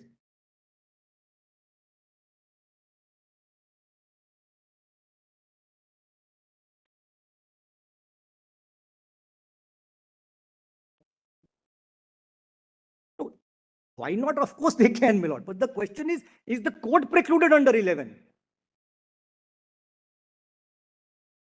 Yes.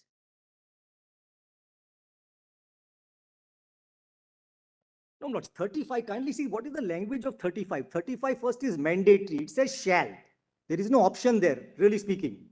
It shall and shall not act upon. Both.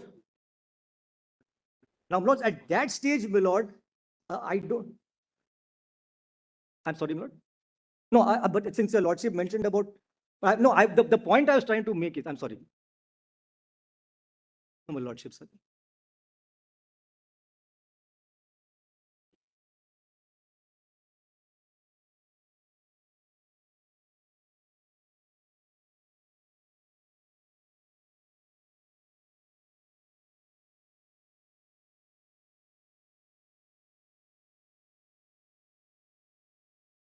Now, Lord, 33, the point I was trying to make, my lord, the word used in SMS was examine. They were conscious, my lords, while making the amendment. The word used in 22(1), para 22(1) is examine. The language in the Stamp Act is examine. The language in 6A is examine. It is not, my lords, that there is any greater degree of inquiry that is required. So examine, my lords, will encompass an examination as to whether a document or an agreement is properly stamped or not.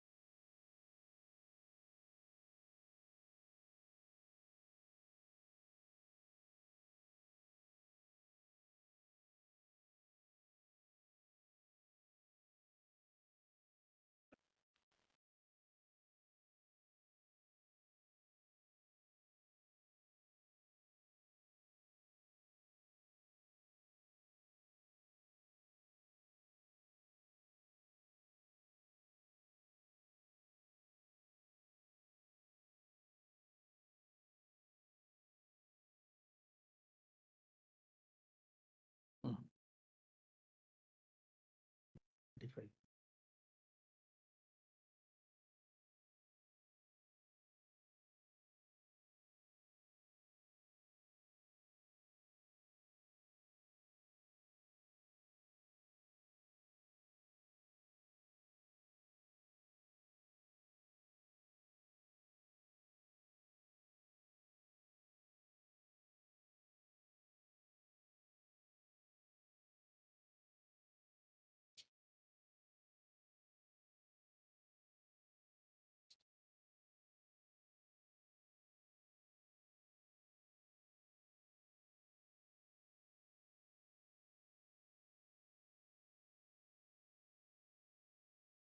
Sorry. Yes. No, just three short points, my lord. Lord, the second aspect on section 5, my lord. Section 5, my lords, is not a bar. Because section 5 only says, my lords, notwithstanding under as per this part. That Mr. Diwan made a point. He said Yes. the object of 5 was to prevent suits being filed. Correct, my to lord. delay arbitration. But once there is a once there is a jurisdiction under 11 or 9 or my lords 34 or 37, the width of that jurisdiction is not controlled by 5. Just one judgment, my lords, your lordships may note it. I'll not, my lords, I don't have the time to read it, my lords. That's Chingtel's, my lord. It's in volume 5B, my lord.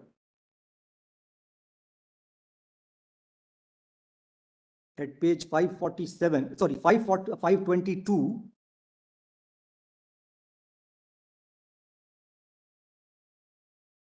At, my lords, paras 38 and 39.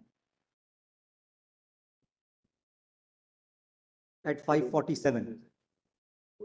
That 5, my lords, will not control the actual width of the jurisdiction.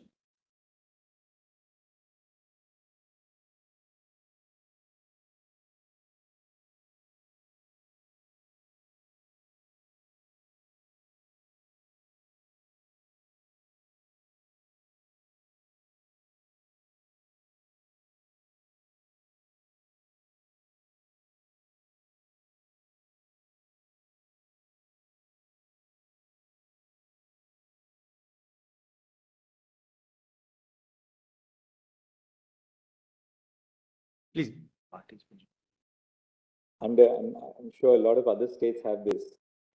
Under the revenue law, under in Maharashtra, if a certain point arose before a civil court, you had to refer it to the revenue authorities for determination.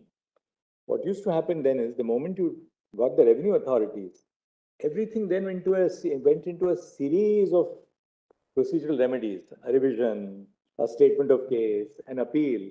So what the experience was that the entire process before the civil courts was stalled because until a finding was reached by a revenue authority, and exactly that's what's going to happen here. The moment we read the Stamp Act provisions to the 11.6A stage, the 11.6 stage, the net consequence is going to be that the entire gamut of remedies under the Stamp Act will have to be exhausted, and that never comes to an end. It goes on for years. There I have two submissions, my lord. One is, my lord, there is an assumption implicit in this that the arbitral tribunal will handle it better.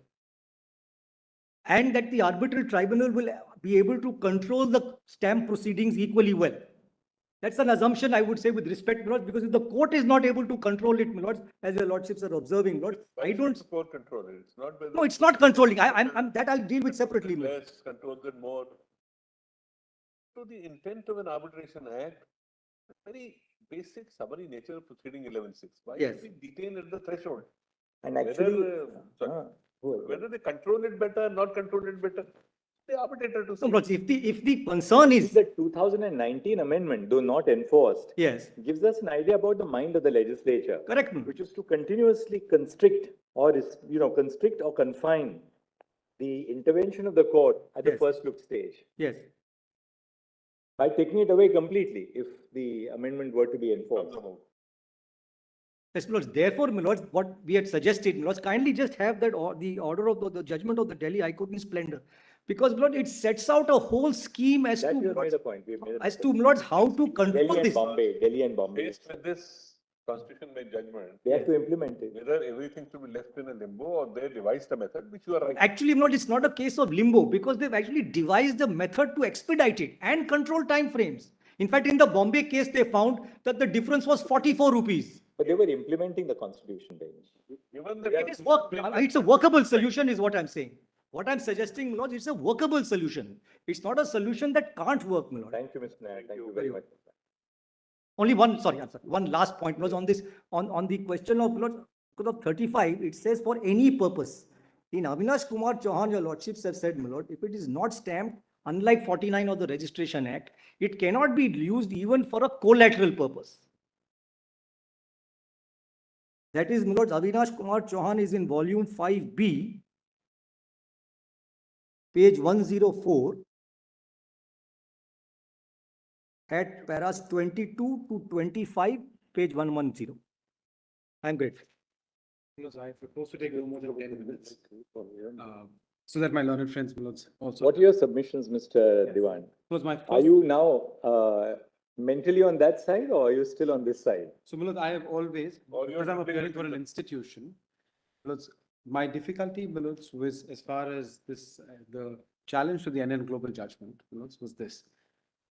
We affirm NN Global, the 5 judges, on the basis that the doctrine of separability is limited and that the arbitration clause, save and except for matters under section 16, is part and parcel of the main contract. So to that extent, Milot, we affirm NN Global too.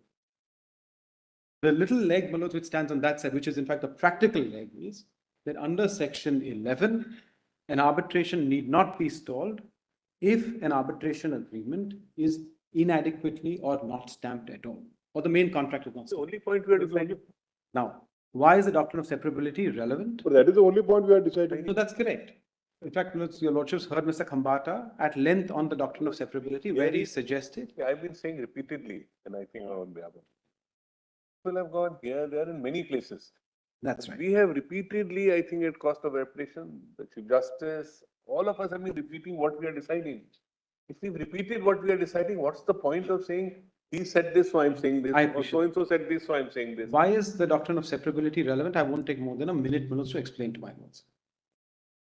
If your lordships holds that today the parent agreement and the arbitration agreement are fused for all purposes, save and except for section 16, then the challenge as far as inadequacy of stamping really goes to the challenge as far as the main agreement is concerned. And where there could be, where the level of stamping, the quantum of stamping becomes a matter of dispute. It's a matter which. We are not really submitting before us. Because I'll only tell you, lordships.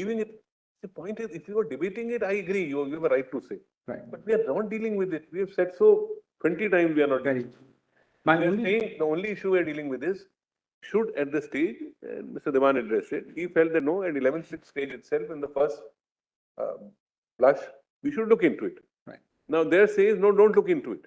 That's all. Well, I have no difficulty. My written submissions are there. In case your lordships go into the doctrine of separability, my submissions are there that it must be restricted. That's one. Now comes the second point, and the only point that I will then address my notes on, which is in relation to section 11. Section 11, and whether, there should in fact, should an arbitration be stalled. If your lordships has section 33. Are you supporting on the, I thought you were on the side of the, this side. On their side, I just have a. Then there's nothing to add? No, the only difference, is this. Mr. Datta seemed to suggest that a section 11 court could perhaps take evidence. He said, I'm not arguing that they can't take evidence. Mr. Khambata said, perhaps they cannot take evidence. My position. Why do we have to go into these? Because of section 33 of the Stamp Act. And I'll tell your lordships why. If your lordships has section 33 of the Stamp Act, what does 33 set out? What 33 sets out is that every person by law or consent of parties, authority to receive evidence. That's the starting point. Now, by my respectful submission is this. Once parties have chosen arbitration as a mechanism for resolving disputes, they have by consent under the Arbitration Act authorized the arbitral tribunal to be the body which receives evidence, and that becomes evident from section 19.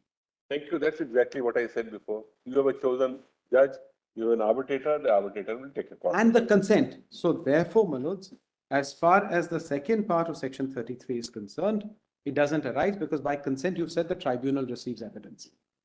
Now, my lords, what about the first part? Every person having by law authority to receive evidence. Now, that is where, my lords, your lordships has to consider the Arbitration Act and Section 11. There, my respectful submission, my lords, is this. Under Section 11, your lordships is only appointing an arbitrator. Your lordships is not the court under 2(1)(e). That's the first point. Well, the purpose to what followed from the Honorable the Chief Justice, which is that all you're doing is examining the existence of an arbitration agreement. My respectful submission is that that power is constrained only to examination of the existence. Now, when a party comes to a court under Section 11 and says, please don't act on the agreement because it is not inadequately stamped, that's not a dispute which goes to existence. Because the agreement exists. The party accepts that it signed the agreement in writing in terms of Section 7. Because all that Section 7 requires is an agreement in writing which is signed by the parties or perhaps exchanged in other forms. Now, if the agreement exists but cannot be enforced, then under Section 11, the court has no power to go ahead and impound a document or even look into the Stamp Act. And therefore, in my respectful submission, really the way out, and that's really the end of my submission is this. The way out for the court is to say, we are constrained because we are not a court under 2(1)(e). The Section 11 court has no power to receive evidence. If it doesn't receive evidence, it looks to see whether there's an arbitration agreement in existence. If it is, it refers the matter to arbitration. Because the defense is not that there is an inexistent agreement. The defense is not that I've not signed the agreement.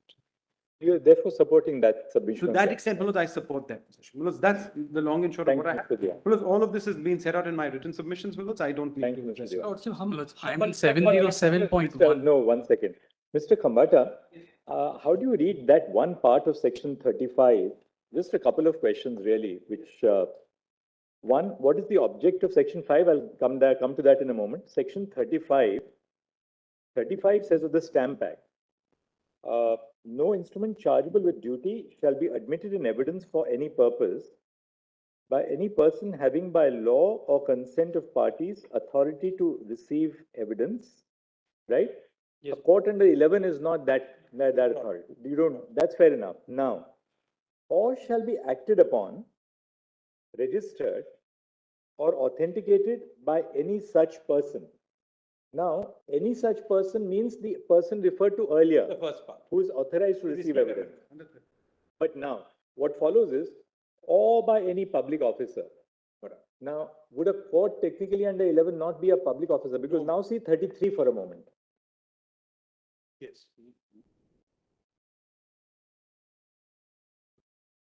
33 has slightly different language. Person in charge of a public office. But I would, with respect, not say a Section 11 court is a public officer. It's a court under Section 11 for the purpose of Section 11, not a public officer. Public officer is an officer who is of the executive, discharge administrative functions, etc. Yeah.